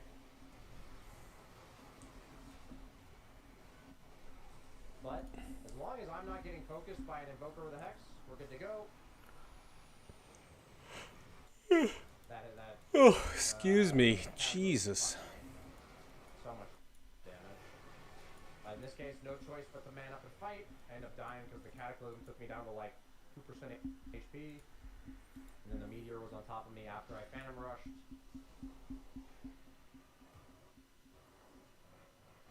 So my intent with the Vlads was, my thought was that I'm going to buy this Vlads, and then we're going to turn it into a Satanic later because they've got a bunch of, like, they've got a Gleipnir, they've got an Orchid.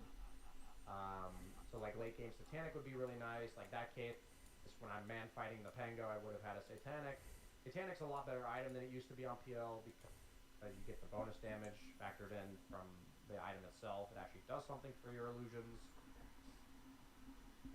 I think if my build was Abyssal Lincoln into Swift Link instead of Satanic, I think I would have just had a better time.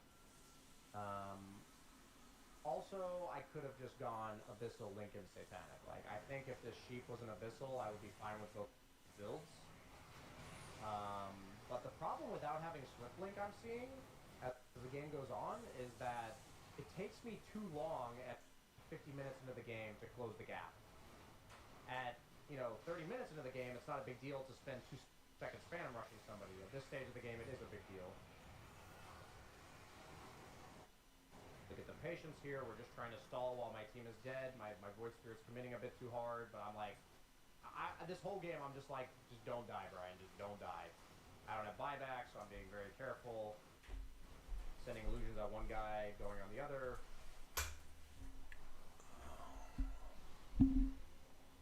One could argue that I was too scared a lot of this game. But I also think that there were probably like 5 moments where if I had died, we would have just lost the game. And then this was one of them, I think. I didn't have buyback.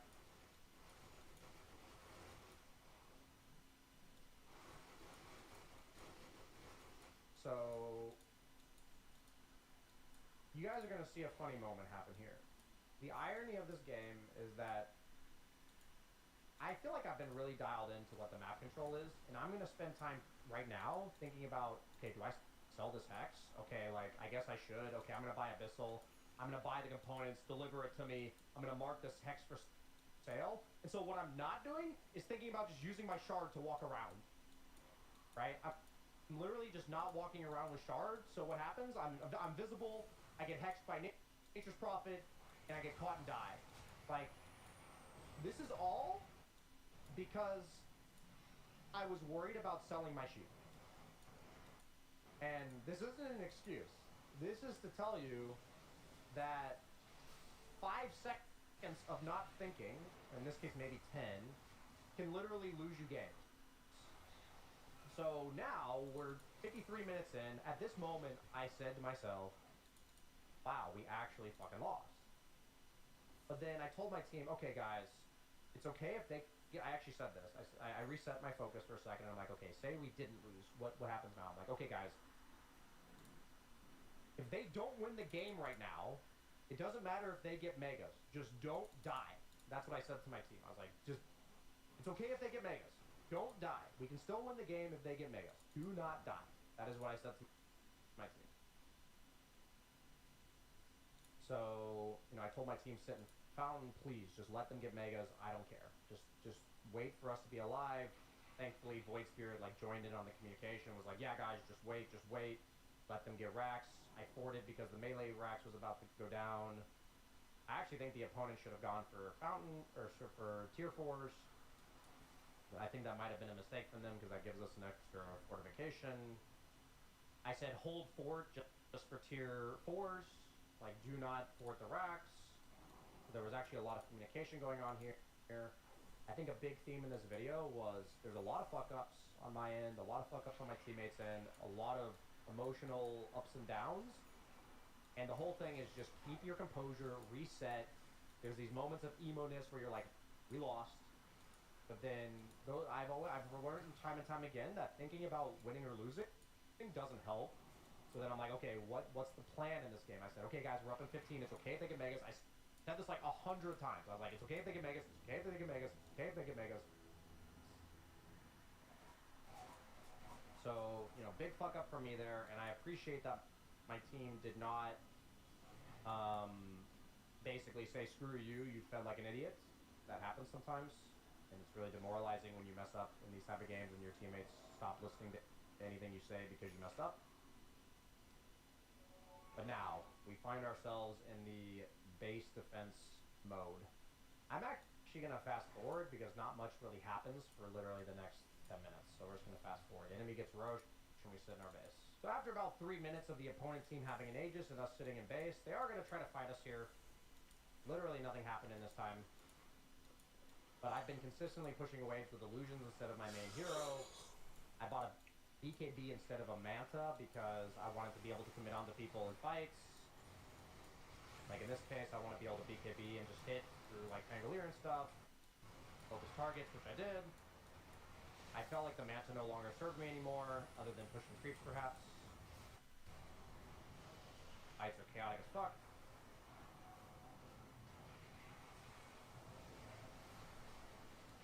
Yeah, buybacks galore. Classic 60-minute fights. Managed to get a kill. I told my team I need mana, but they were pursuing, so I decided not to go back to base. Right here, I was like, I need to go base, but then I didn't. And then we managed to hold. They bought back a lot of heroes.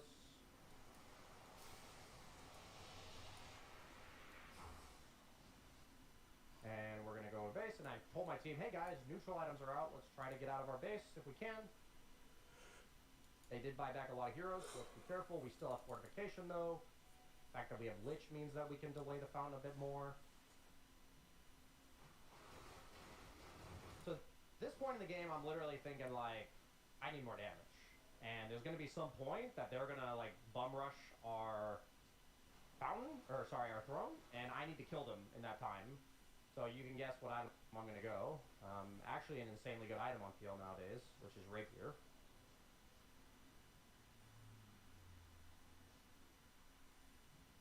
Oddly enough, I didn't think the 25 talent selection would no longer matter because I didn't think that I would need a damage item after I'm level 30. So in hindsight, maybe the Doppelganger talent was better this game because the Lucerian Armorants didn't really do anything. So when it comes to my neutral item, I select the base attack damage and status resistance because of my passive, and I took the Fallen Sky because I felt like I literally needed a blink this game. So I could have taken Minotaur Horn for a miniature BKB, I could have taken Book of the Dead for detection against this Nature's Prophet with a Silver Edge, or this Invoker, or just pushing waves. But I elected to choose the Blink Dagger. I didn't even realize that they made it 25-second cooldown. It used to be so much shorter than that. So we got out of base. I've got my neutral item. I'm going to check at some point if my teammates have neutral items, which I see that they don't. I'm checking runes right now. Runes can be game-changing at 60 minutes. DDs, arcane runes.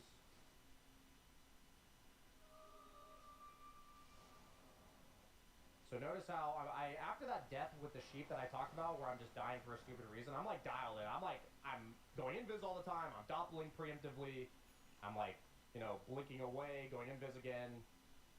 And so that brief moment of losing track of being elusive got me killed and almost cost us the game. You know, at this point it could still cost us the game if we didn't have spoilers. But now I'm like, oh, I saw that my Lich didn't have his neutral item yet, so I'm going to finish camps for him to get his neutral item. I obviously don't need gold. So my goal is Rapier and buyback. I see that the Hoodwink has a Rapier. Yeah, if you guys look at my Hoodwink's build, pretty sick here. My support Hoodwink. Alright, breaks out.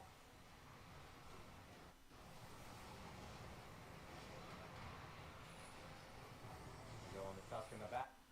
Honestly, I think I was supposed to focus the Gyro here. My thought was if I focus Gyro, then Tusk saves him. In hindsight, I really don't know what the right choice was.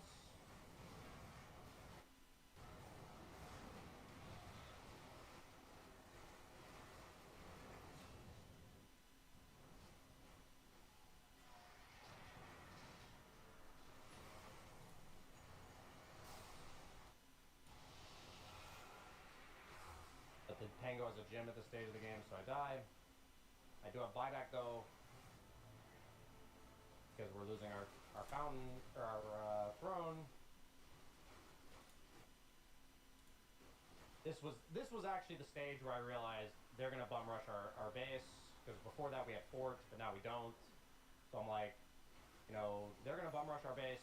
I need to buy a rapier. This was the moment that I realized I needed to buy it. What stats does this give? Okay, it doesn't actually give stats anymore. In the past it used to give like stats, right? But now that it's like an enchantment or whatever. Take note on PL, rapier. I have 440 damage. Arguably could have locked the components, but I was really nervous about getting sniped. I dropped the Satanic because I did feel like it was kind of the worst item that I had purchased. So I went from 400 damage to, you know, with Phantom Rush on 970, without it 910. So it's like 500 damage for me and my illusions. It's a shit ton of damage. My illusions hit for 890. They do 25% of that, so 220 damage each. That's a lot. Dude,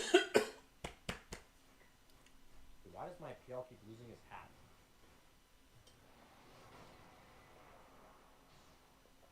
So now we're in we don't have fort mode. This late in the game, there's like two modes. You have fort and you don't have fort. And if you don't have fort, you have to defend your throne at all costs. So like I'm not allowed to leave past like this area, because if my throne's exposed and I leave this area and I can't get back in time, the real PL super obviously. Honestly, dumb enough to get my mana burned there. That was pretty bad. So I'm like, I'm gonna go back to base. I'm like, I need mana. My Void Spirit's gonna bottle me. Like, really sad that I need mana. There were so many times in this game where I told my team we need wards, and I'm like, dude, this Lich just doesn't give a shit. Like, the entire game. So I bought 2 wards at nighttime especially, and just placed them in our base. I don't care if they have a gem and they kill them almost instantly. Like, we just need to see things. So I think these like base wards in these type of scenarios are really good. And my team's just sitting in base. Oh, I'm like, okay, they're going. It's time.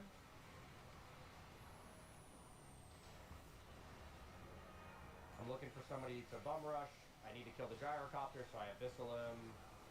Let myself focus him with the BKB. He dies. So I'm going to use my BKB here, and I need to swap my Satanic in. That was the plan of keeping the Satanic. I really can't afford to go back to base.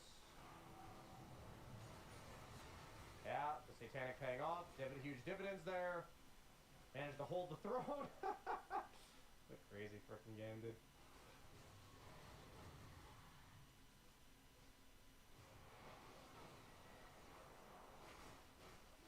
And so in this spot, I end up buying bots too.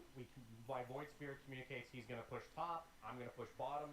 I told my team, just don't die to this Nature's Prophet with a Hex. Be very careful. Don't get caught. But we do need to push far enough in the side lanes to... So I know right now their only play is to try to pick one of us off with Nature's Prophet. Like, that's their only play. So I'm thinking that, and I'm ready for one of my teammates to try to get picked off, or like for him to try to pick off one of my teammates. Notice how I'm like super scared. I'm just sending illusions. I see that they're going on my mid laner. I'm like, oh. So what ends up happening there is that Pangolier cut the creep wave. So then I'm like, okay, we need top wave, guys. Because Pangolier just cut both mid waves. So I'm like, okay, our only wave is top. We need that one. I think it's kind of sus that the gyrocopter didn't buy back, to be honest.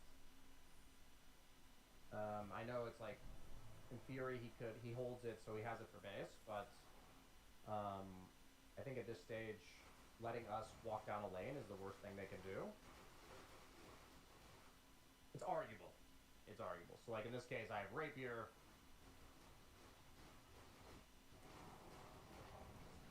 Arguably bad that I have bots 2 in my inventory, but I just wanted to end the game.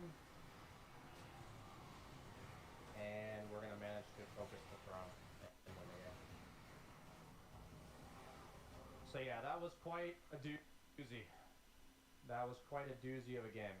And, you know, what I talked about in the intro is that I had some rough games leading into this one.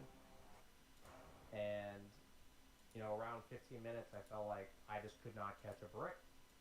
So when we're looking at 12 minutes into the game, we're down by 8k net worth, 81% chance to lose the game. And these are the type of spots where after you're on a loss streak, you've had some really rough games, and you just need to dial in. Honestly, ask yourself, when am I strong enough to play with the Vlads, play around my team as much as I could, manage to climb our way back into the game. And then we see how all of that work was to get us like back to 75% chance to win. Like, it's not even all of that work guarantees us the win now. And then with one bad item purchase and one bad execution of a team fight, suddenly our chance plummets to here, and the game ends up dragging out much longer, but we managed to take it anyways. This game could have easily gone either way. Could have just been a complete stomp from minute 12. Could have just been a complete clean coast from 40 minutes if I had played it better. And then once we get to here, it's like, you know, Hail Mary Rapiers from me and Hoodwink. Absolutely crazy game. I hope you guys enjoyed watching it and enjoyed my thoughts on the game. If you did, like,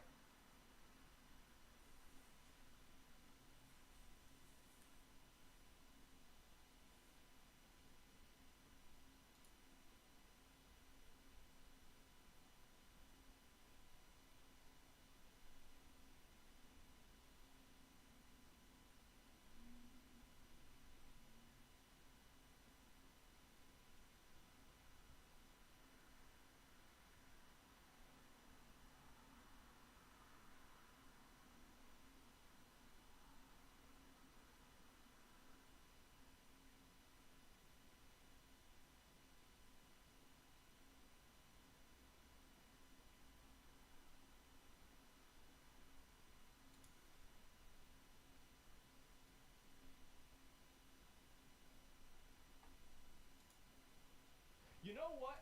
That reminds me. Are we ready to look at the revenue between Twitch and Kick? You guys ready? On Twitch, in the last 30 days, I have received $31,000.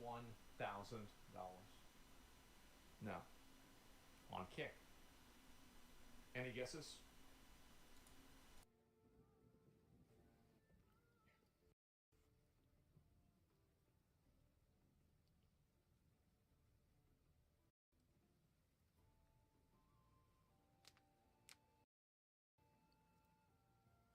This is how I can afford beef jerky. Shit gets expensive. You know,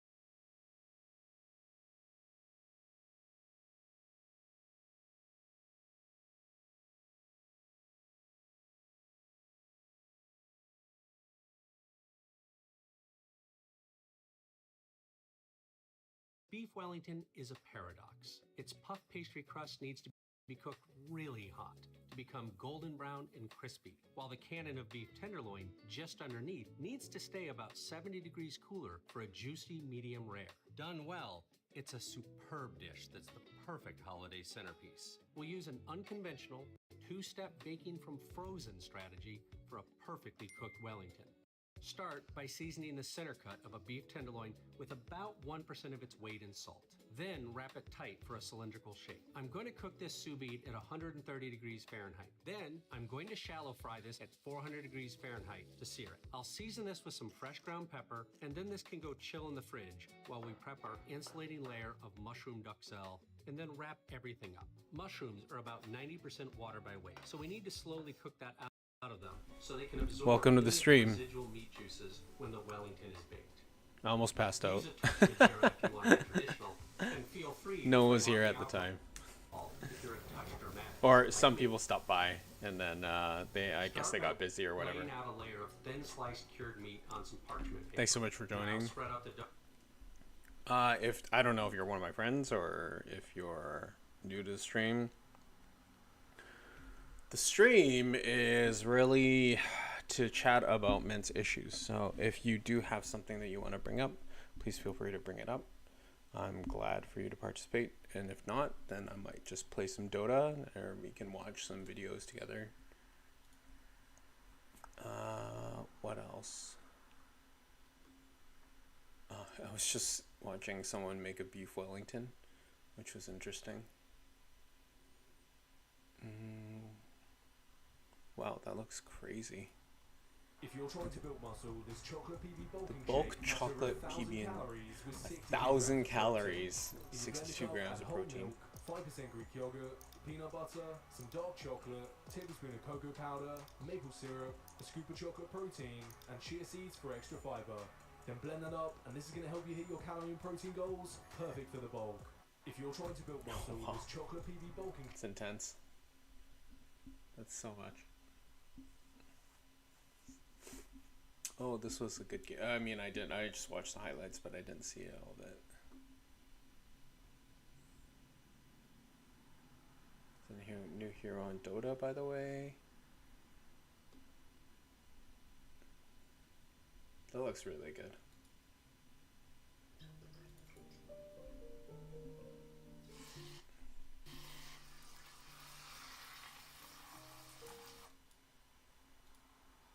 Oh, hopefully my... Oh.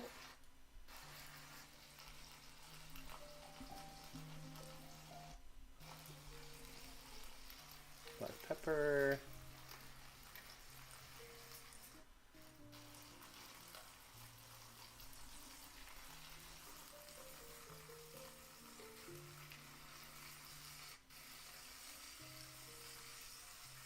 Golden crust.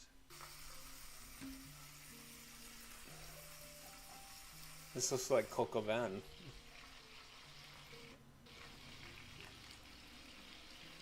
Except for Coco Van, you would make, well, you would basically, let me turn down, I don't think my internet can handle this. Let's do 720p.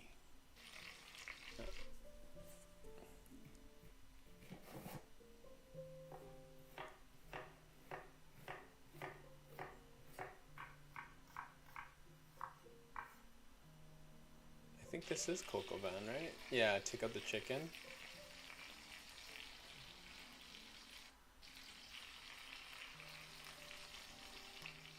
And then they're gonna saute the vegetables, which technically you saute the vegetables and the mushrooms and then you put it back all together at the end. Because the chicken's still raw inside. It's just like cooking the surface, giving a nice crust.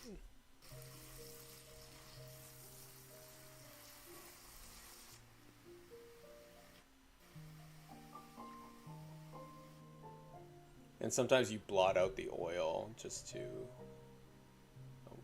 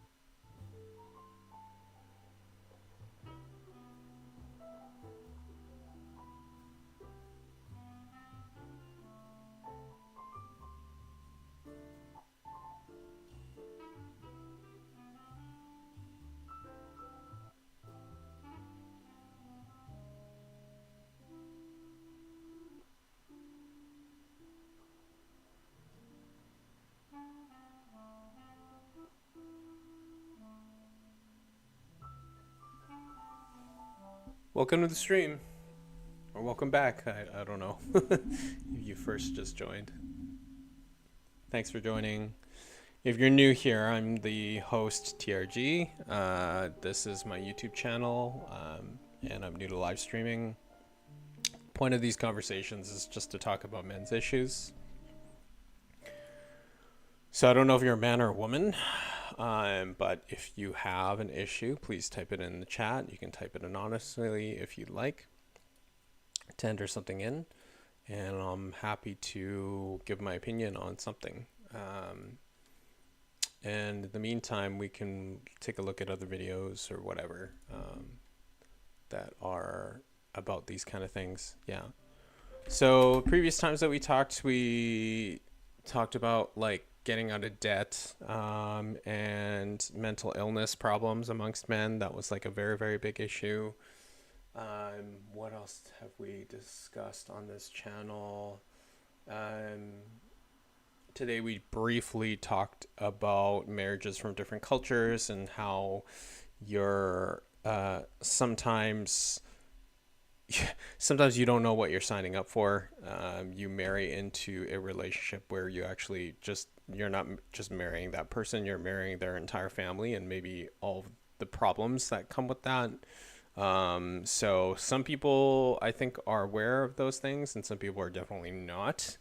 At least this is 100% what I've encountered. And that's a pretty dangerous thing. Something I think to be aware of. And I believe there needs to be a balance with that because you don't always pick your partners, or I guess you kind of do, but you don't always pick what kind of baggage your partner comes with. And everyone does have baggage. No one is perfect. But I think it's also the responsibility of the other person to try to clean up as much of their stuff as possible before they decide to tie that knot with someone else. Because bringing that stuff to the table with someone is not, you're almost starting the marriage off on a handicap, if you will. And I just don't think that that's good. Yeah. I remember I don't know if you're a user from, you're one of my friends from earlier, but I was talking about this briefly. I had a high school, welcome to the stream. Welcome to the stream. I had a friend, a colleague, probably like 15 years ago when I worked at the hotel. I worked at the hotel for a long time ago. Hey Ben.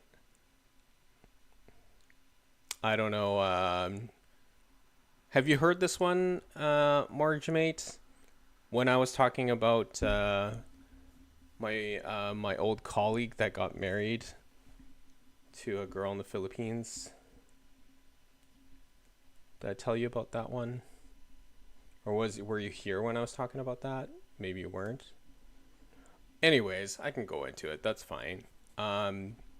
So we were discussing this earlier, the Mortgage Mate, about marriages and how you don't always know what you're signing up for. Yeah, so basically the story goes like this. One of my old colleagues, when I was working at the hotel, he was just a line cook at a hotel, so he's probably making $23-25 an hour. Like that's in like 2010 or something like that. So you're not making a ton of money, but you're not starving, right? And he married a Filipino girl, and I think she was from here or she immigrated here. I can't remember the total story because I never met her.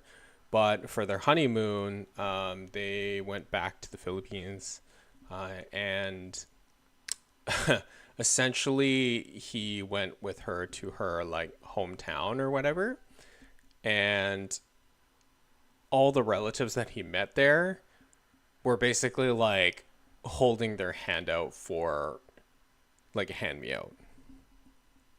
And I don't like, he was pretty surprised about it. Like he even told me about that. Like he did not expect that to happen. Like that wasn't something that he like I guess, was like advertised or like he signed up for, and it caught him off guard.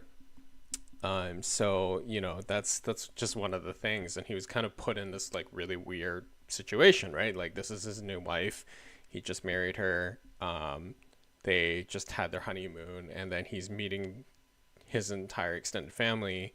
And not only are they meeting for the first time, but they're like asking for money. And like I said, he's not, if you're making, you know, 55 grand in Vancouver, even in 2010, like it's not a ton of money, you know. 25-30% of that goes to taxes plus your rent plus whatever. Like you're really not left with a ton of stuff after that. So yeah, it puts you kind of in like in a weird situation, or put him in a kind of a weird situation.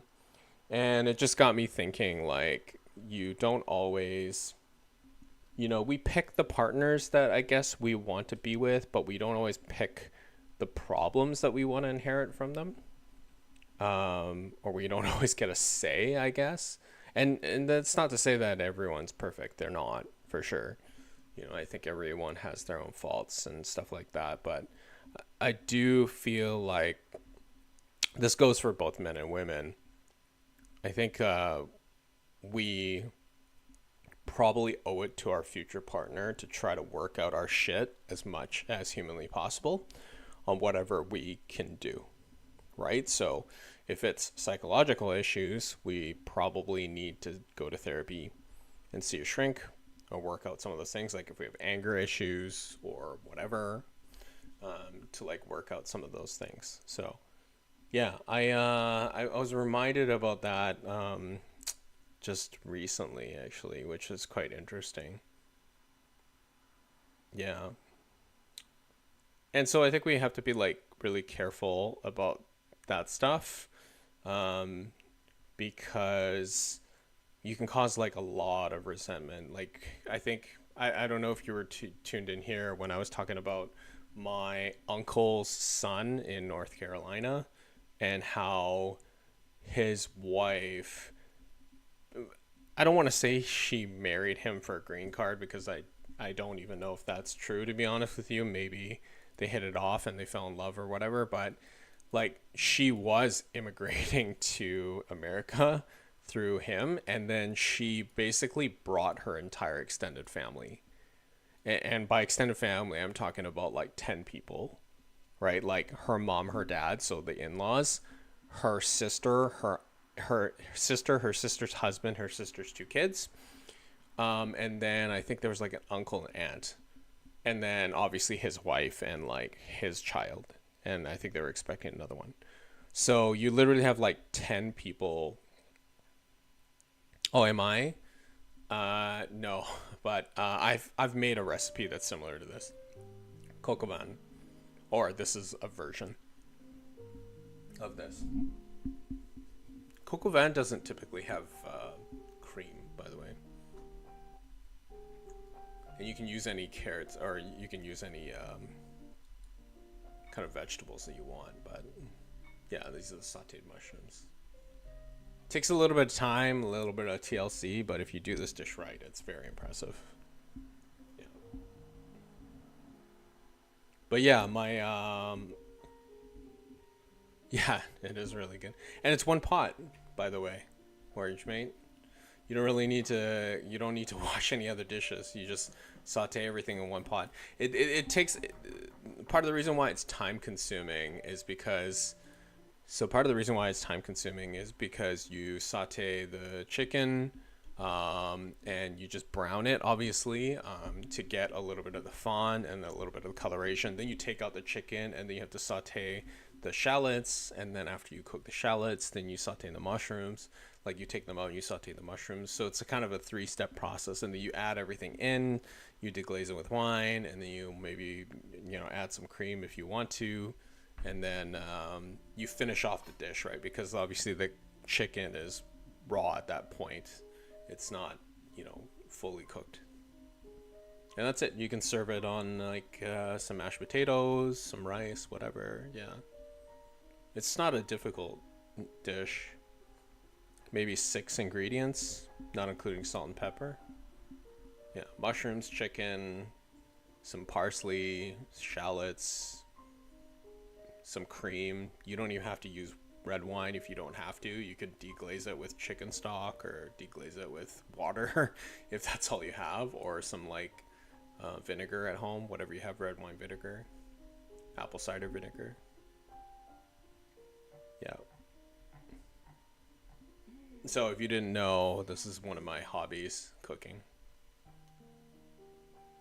Yeah, I enjoy it.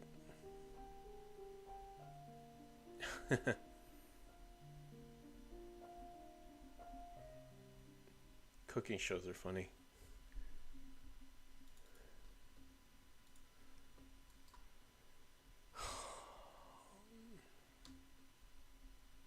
Yeah, this is the dish.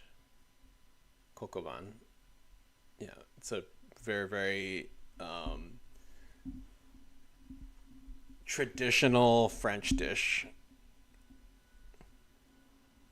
Yeah, that's a good question, man. I am not sure. I want to go probably in April or May. I'm still looking for teaching work because it's kind of, part-time, and then I can do the rest of my stuff. But I'm really putting in a lot more effort into trying to get some more clients for consulting, as well as really kick off this import-export thing, because I think I have enough contacts in Canada that as long as I'm able to get them the right product for the right price, like I can just, almost like sustainable income, right? Like, or self-sustained income, if you will, like with little maintenance. Like I have a really good connection at a hotel who's a purchasing manager there. So obviously, hotels, they buy a lot of shit. So if I can, be the supplier for the bed sheets and the pillows and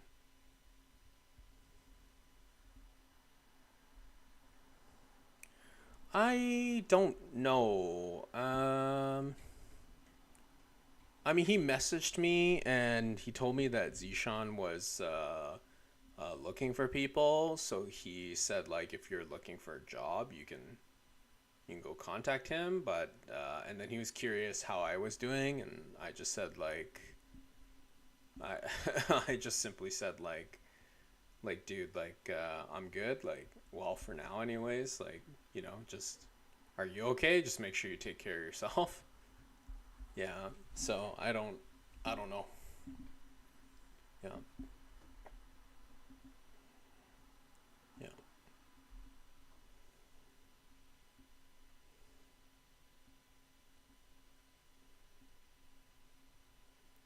I make ice cream with this thing. I bought this thing at Costco when it was on sale. This is the Ninja Creamy. I don't know if you've ever seen it, Ben, but you and your family might get a kick out of it. So essentially, what you do is you make this thing and then you freeze it. So whatever kind of flavor of ice cream you want to make, and you can make quote unquote healthy ice cream, right? Like I just use milk. I don't use cream, and I use like xanthan gum and monk fruit sugar. So you can use protein powder as well. So you can literally make like quote unquote ice cream with very little calories and actually a lot of protein. So a lot of people that do like bodybuilding and stuff like that, I know that you go to the gym a lot, like you can use this. And then all you do is you put the pint and you freeze it overnight, 24 hours. And when you're ready to eat, you just put it in the spinner thing.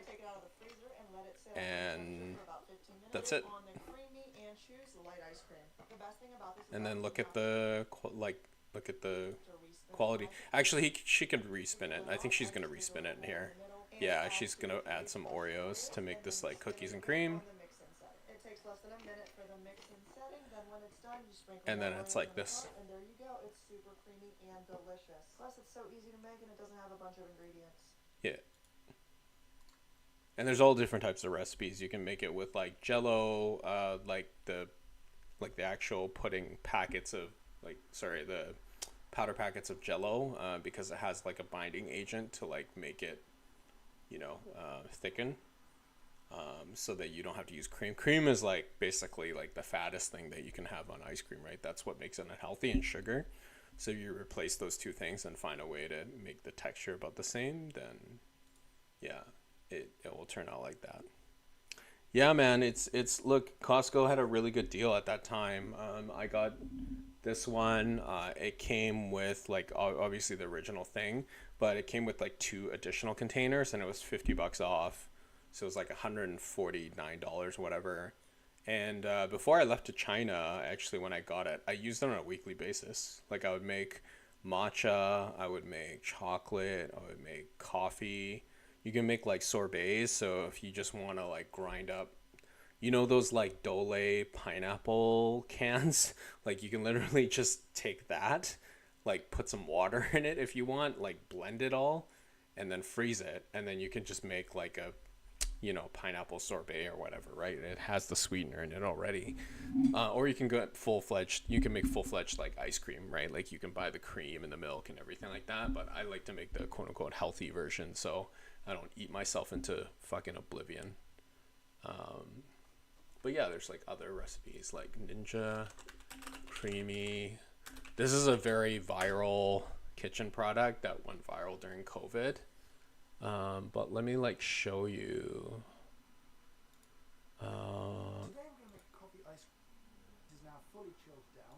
Let's see if I can just show you like the texture that he comes out with. Did you do like a close shot? Maybe not. Okay, let's find a different one. This quality looks pretty good. Coffee ice cream is a flavor that's so classic and Yeah, like look at this. It looks exactly like ice cream.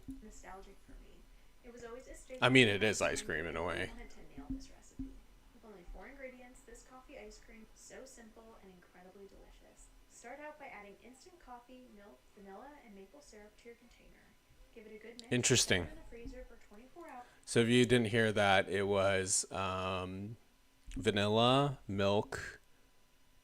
Oh, no problem, buddy. Have a good night. Thanks for joining the stream. I do appreciate it. Okay. Talk to you tomorrow.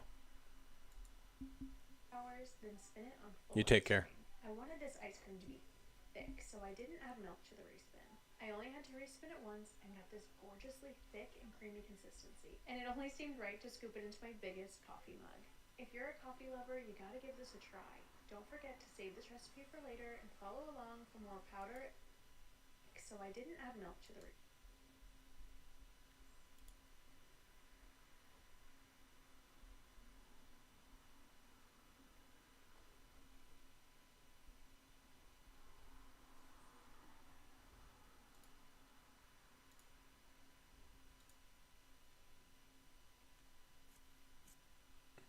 I actually think I'm gonna make some ice cream right now before it gets too late and people scream at me for having too much noise. Be right back. I'll try to show you what it looks like, but I'm gonna turn off my mic because it's actually kind of loud. It's like a drill.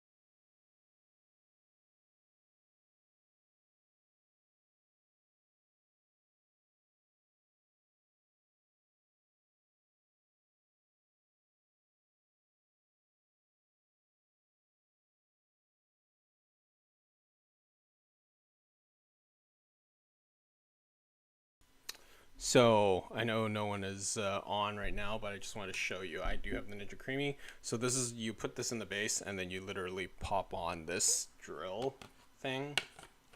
If you're not familiar with the product, it's based on technology from the PacoJet, but the patent from the PacoJet ended. They didn't renew it, or I don't know what happened, but Ninja basically took it. And the PacoJet, if you're not familiar, is like I don't know, a $3,000 or $5,000 machine. It's like professional kitchens will use it to make like sorbet or ice cream, and this pretty much does like almost the same quality for like under $200. Yeah. So this is one kitchen gadget that I use a lot. The other things I would recommend is a air fryer. I use that every day. It's just so handy and so convenient. Some kind of like Instant Pot or crock pot is really good too. Just like the ability to pop things in there to make soups or stews, or if you need to just like cook ribs really quickly and just finish them off on the grill or something like that, like it helps. Or like one pot stuff, like I know my cousins made like one pot lasagna on there. Yeah, so there's like a lot of things that you can. Oh, and obviously the Ninja Creamy, an immersion blender. Yeah, I do have a fucking Vitamix, which my mom gave me for Christmas, and it was like, I don't know, $2.99 or something like that. It was like a really good deal from Costco, but you are talking about like a $300+ blender. Sometimes it's like $500, depending on what version you get. So not everyone's going to need that. Immersion blender is useful though. That's the little hand blender that you use, and you have different attachments. It just works, yeah, really well.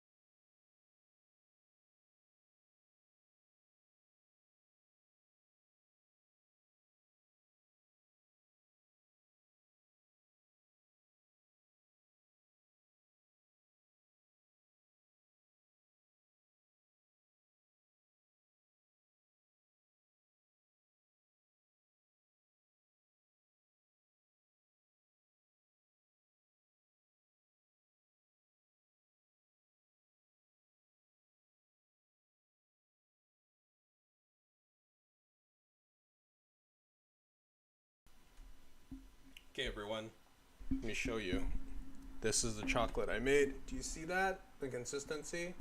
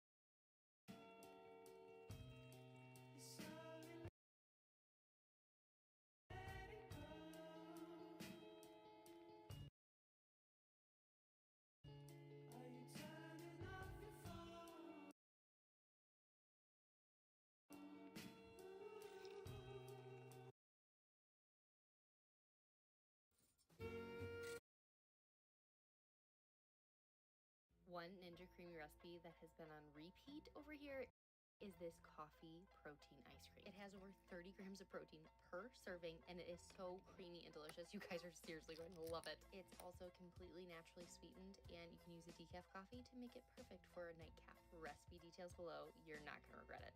One Ninja Creamy recipe that has been on repeat over here is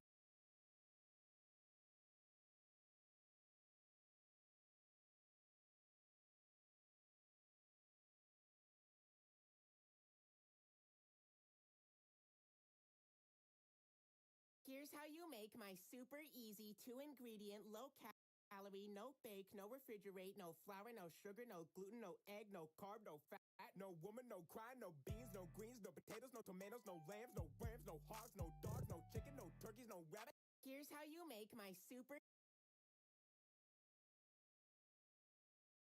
This is an entire pint of coffee ice cream that I made in the Creamy, and it has less than 200 calories. This is stupid how good this is. This recipe is so easy to make. All you need is 2 different types of milk, coffee protein powder, sugar-free white chocolate jello mix, and 0-calorie sweetener. Then you mix all that up and you put it in the freezer overnight or for like 8 hours. Then you take it out, put it in the Creamy on the light ice cream setting. This will take about 2 minutes to run the cycle, and then you're ready to go.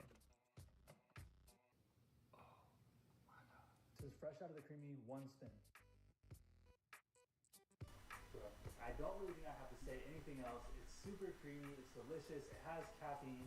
Technically, you can eat this for breakfast.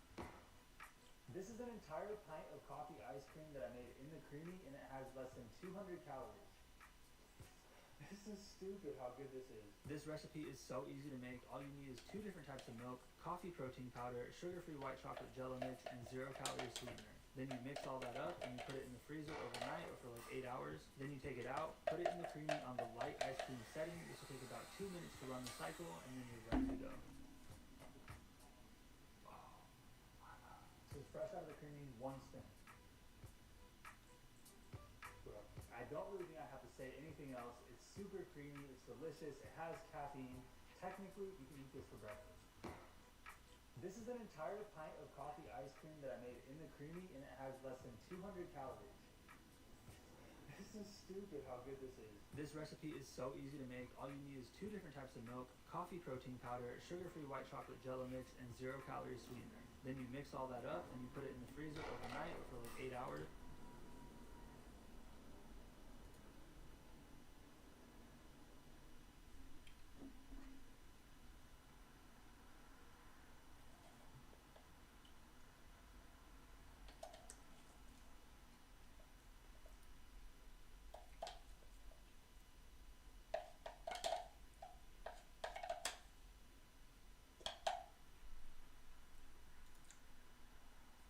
Konnichiwa. Welcome to Japanese Cooking Ichie. Today I will introduce how to make ginger pork.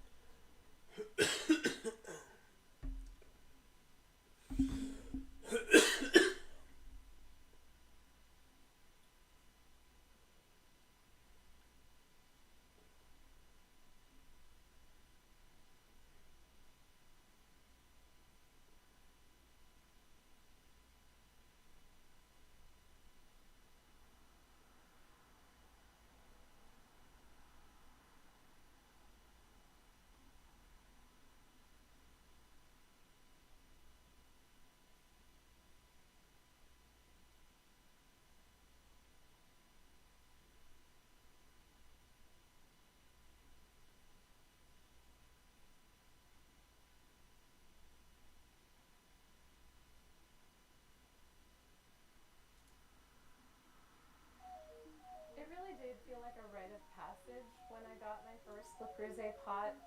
This is not a normal pot. There's something emotional about it. My 5-quart brazier. When I die, I want to be buried with that pot. The DNA of Le Creuset was clearly its colorfulness. My first color, it was blackberry. We got, I imagine you call it mauve. Sage and flint, pêche, nuit, nectar. I could go on. Celebrities like Marilyn Monroe and Julia Child loved Le Creuset. I think once the movie Julie and Julia came out, I thought, well, I have to get that pot. You feel like a professional when you use them. My father took it from a defunct factory in France to now a global, behemoth of a brand. Some people like to go on vacation. I like buying Le Creuset. Opening the mystery box.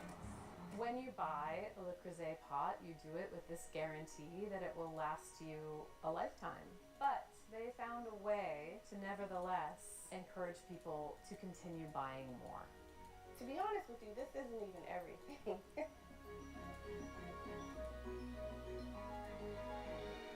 Le Creuset has come a long way since its founding in 1925.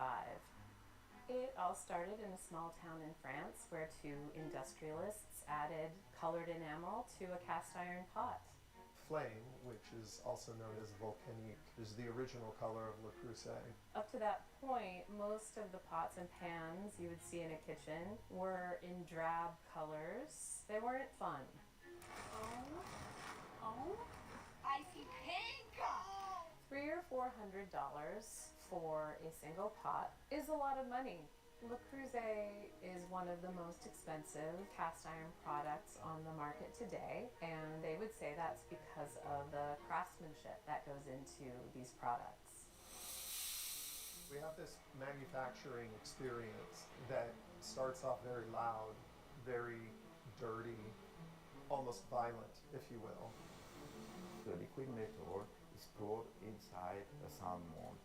And then, at the end, we break the sand mold just to collect the product. At the end of the foundry, we have to check that the shape is fully correct, with no variation. If they detect anything that would degrade the quality of the product, they take it off the line and melt it down and start all over again. Then we have to apply enamel on the product. It's really complicated. It's tricky because enamel, which is effectively glass, and iron expand at different rates in heat. So if you don't get the chemistry just right, you'll get cracking as that pot comes under high heat. Just to avoid the product from rusting, first a thin layer of enamel before the final color coat, which will give the beauty of the product at the end. I love glass, colored glass, and to play with the luminosity, the transparency of the glass. Sandra's part art and part science. She's not a painter by any measure. No, it's not paint at all. It is enamel. Enamel is a mix of glass and mineral pigments which react at 800 Celsius degree. Gases come from the cast iron in the furnace, causes a lot of bubbles. And our job is to find the right ratio of the glass to manage all these bubbles. But sometimes we can see pinholes. If we detect some defects at the end of the enameling line, we can take the enamel off the products just to recycle the shape. These meticulous quality checks that they run on every product are one of the many reasons that Le Creuset is so expensive. The performance is more noticeable to a professional. It's this sort of tactile thing. The more you do it, you get this sort of innate sense of what's going on with things and when to touch things and when to move things. It's about being able to trust your tools. The durability and the longevity means that people are cooking with them over decades, over generations. The first Le Creuset pot I ever got was me and my now wife were living in Paris. And we still have it, and we have 2 children. And I cook their food in it occasionally and cook food for us still in it. You're perhaps inheriting Oh, your welcome. Le Creuset pot. Welcome to So the then stream. What's the incentive to... I don't know if you're new here. If you are, I'm TRG, the owner of the channel and the host of the stream. If you're one of my friends, and thanks so much, obviously, for tuning in. And if you're not and you're new to the channel, thank you. This channel is I mean, part of it really is to just address men's problems. So if you do have a problem, you want to write it honestly in the chat, please do. We tackle a lot of men's issues that are really plaguing men specifically. So, yeah. I think today we talked about some stuff regarding just when you marry your partner, you don't is it right to inherit their problems, right? So you're marrying not only them, but you're inheriting their family in a way, and they're inheriting your family. So how far does that actually go? And is that actually worth the trouble? Yeah. I think it's a complicated issue because there's, you know, they say till death do us part, and I guess that's true in some respects, but I do think that some of the onus is on that particular person to get their shit together, if you will, to not be a burden, if you will, to the other party. So yeah, I don't know if you're still there, but thanks so much for clicking in. I'm appreciative. Buy more. You started reading about how many famous people were using it, and that really convinced me that there's something here that is very different. Le Creuset had this tremendous cultural capital. By the mid-1980s, they were struggling financially. A friend of mine knew the president of Le Creuset, and he said if you come to the factory but in secret, you can have a look at it. Paul Van Zoydam, a businessman from South Africa, saw tremendous potential there and eventually purchased the business. The company that we were buying was technically bankrupt. That's when I started drawing up my values of what I want to do. I said, I'm going to keep it private, and that worked extremely well. The product portfolio and the shapes that exist has grown exponentially. That's where the incredible variety of colors and different forms come in. They turn someone who might be a one-time customer into a lifetime customer. We gave people a massive selection. We nearly doubled the capacity of the factory. Today, Le Creuset produces around 10,000 colorful cast iron products at its factory in France per day. And they employ more than 750 people at that factory. The whole factory, we have more than 400 shapes we can do, but then you have to multiply with the number of colors. So it makes a huge diversity at the end. Yeah. We have expanded to include ceramics, bakeware, dinnerware, tableware, gifting items, etc. As a marketer, our desired preference is for them to have everything. I have not counted them. I would say, I don't know, maybe 100? The consumer has an intensely personal relationship with the product and color and form that they've chosen. There is a kind of fanaticism around Le Creuset. Tonight, I made a chicken corn chowder. My favorite color is what they call deep teal. Loved it my whole life. So when I saw it, I was like, oh my gosh, this is, I have to have every single piece. There's so many people that do not have a pot, but they aspire to have it. That is universal. It's only later that we commercialize it. I mean, as marketings have so many ideas. There's no limit in their concept or new ideas. Oh, the mystery boxes at the factory to table events are a very big deal to fans. Factory to table. Man, everyone was talking about mystery box. Mystery box. What do you want in your mystery box? Come with me to FTT San Jose.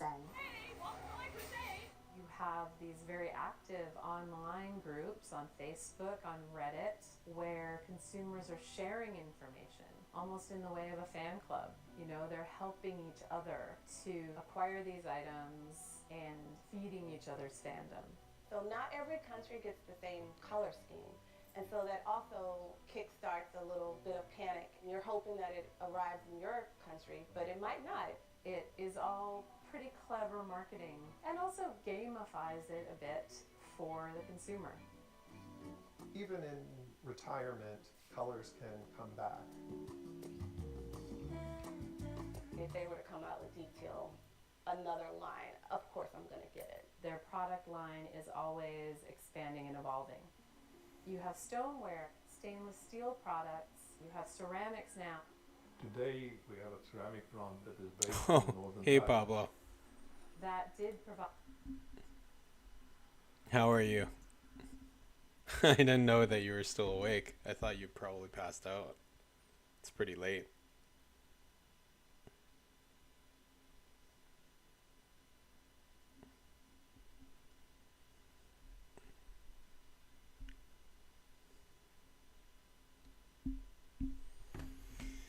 It's pretty late. You got work tomorrow too. Are you doing okay? Thanks for joining the stream, by the way. Highly appreciative.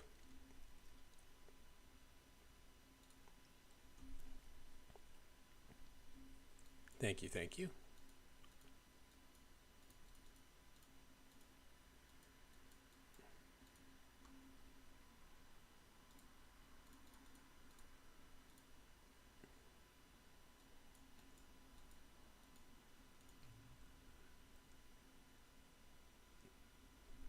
Hey, good to see you. Thanks for tuning in. We're, I think you're the only one here. We were just watching a video on Le Creuset, or Le Creuse. I'm sure you've seen these pots before. This is something that I was thinking about doing an import-export. Oh, no, I totally understand. Hey, I appreciate you stopping by. I'm going to be dedicating time every single day, well, Monday to Thursday to do the stream, so 8 to 12. And yeah, I mean, we'll see where it goes, but I'm pretty committed to that, at least for the month of December, to see where I can take this. So yeah, if you have extra time, yeah, and you know, if you get value with the most important thing is that you get some kind of value with it, and entertainment or whatever, and thought-provoking conversations. And if you know of anyone, you know, the current theme is, you know, the title of it, A Safe Space for Men. So if you know anyone that's going through somewhat the same stuff and you feel like they would benefit from it, please pass the word on. That would be greatly appreciated. Yeah. But no worries, man. We'll talk tomorrow. You know, I know that it's late and you're probably, yeah, it's money, but you know what? Like I can get like, I'm sure like the quality is really, really high. I mean, it must be since it's like 600, like it's like 600 Canadian. But I can get a pot that like an enamel cast iron pot that looks exactly like this, and for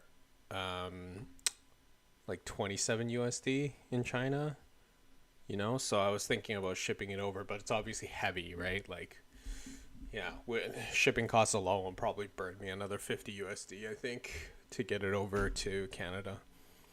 Yeah, but yeah, it's something I was thinking about, you know, pricing it at a lower price point, like 199 or something like that. I had I don't know if I could show you this, three-tier Le Creuse cast iron pot.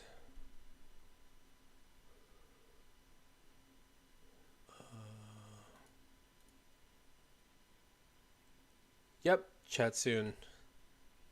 Take care, sir. You have a good night, okay? Ciao.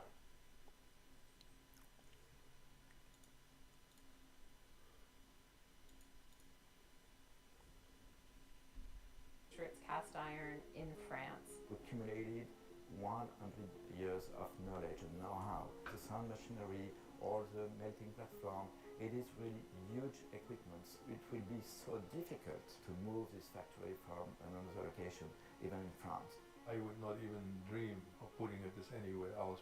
Literally, it would take you maybe half a century. You don't have to buy Le Creuset pot. I have enamel cast iron pots from Stove and from Lodge that work very, very well for me. But I look at the fierce commitment that so many people have to this brand and to the pots themselves as a story about the way consumerism works. When my father bought it was a cast iron factory only selling cast iron products. We expanded into stoneware, we expanded into stainless steel. It's only the beginning and we're very optimistic for the future. A lot of things that we make now are so replaceable. This is not what these pots are. You can have them forever. You can pass them down to family members. Is Le Creuset worth the price? Absolutely. If you're wanting to cook for a long time, then it will pay you back tenfold. But if it's just for one dinner party, then maybe not.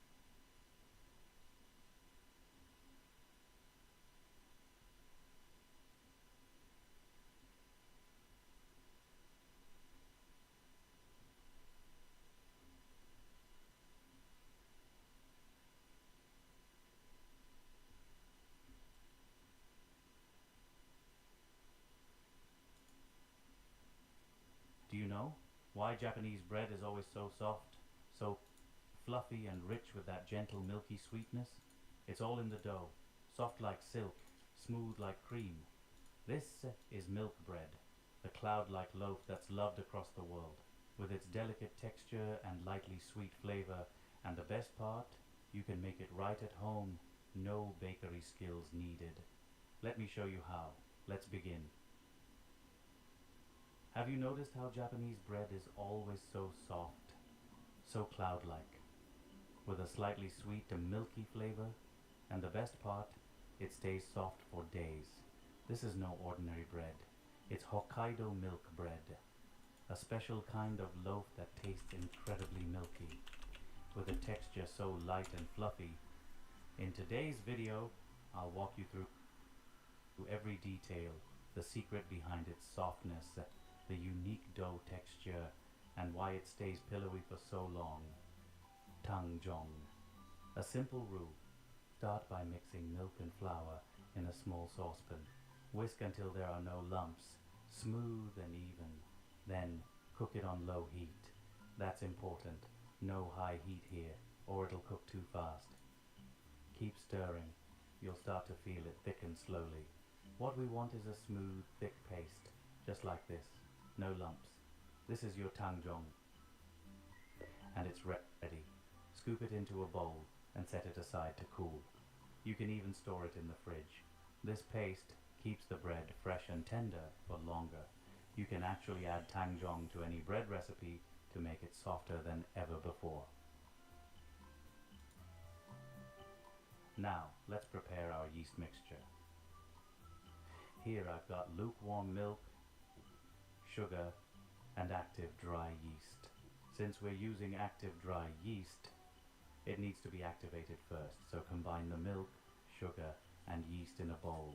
Give it a quick stir and let it sit for 10 to 15 minutes.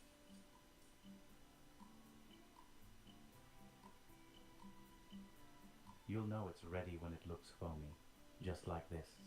That means the yeast is alive and active. Make sure your milk is warm, not cold. If it's cold, the yeast won't activate. If it's too hot, it can kill the yeast. Now let's move to the dough. I'm using bread flour with about 13.5% protein. That high protein content helps build the strong gluten network we need for this bread's signature texture. If you don't have bread flour, you can use all-purpose flour. Just reduce the liquid slightly when kneading. sift together your bread flour, a bit of milk powder, which adds a really beautiful flavor, and salt. I'm also using a stand mixer to knead. Since we're working with high protein flour and extra fat, it takes more time and effort to bring the dough together. But don't worry, if you don't have a mixer, you can knead by hand. It just takes a little patience. The dough will come together beautifully. Now it's time to start kneading.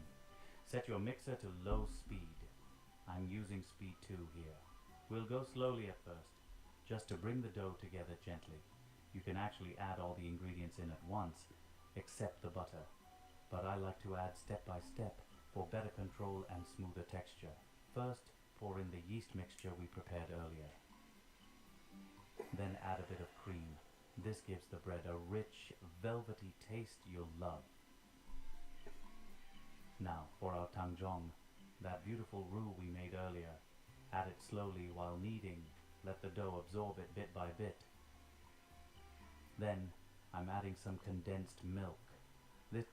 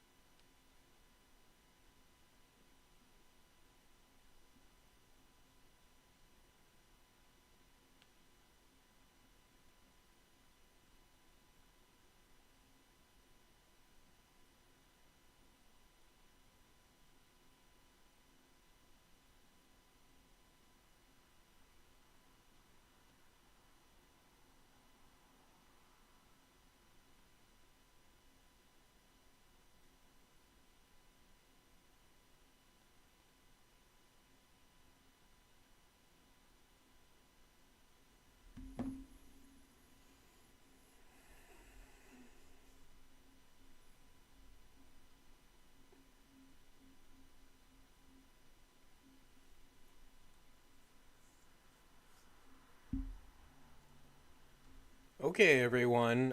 Thanks so much for tuning into the stream. I really appreciate it. I hope to have more of you join next time. For anyone that clicks on this video, I'm very grateful for the time. And yeah, we're going to explore other opportunities, maybe to be on other platforms. Thank you so much. Take care. Bye-bye.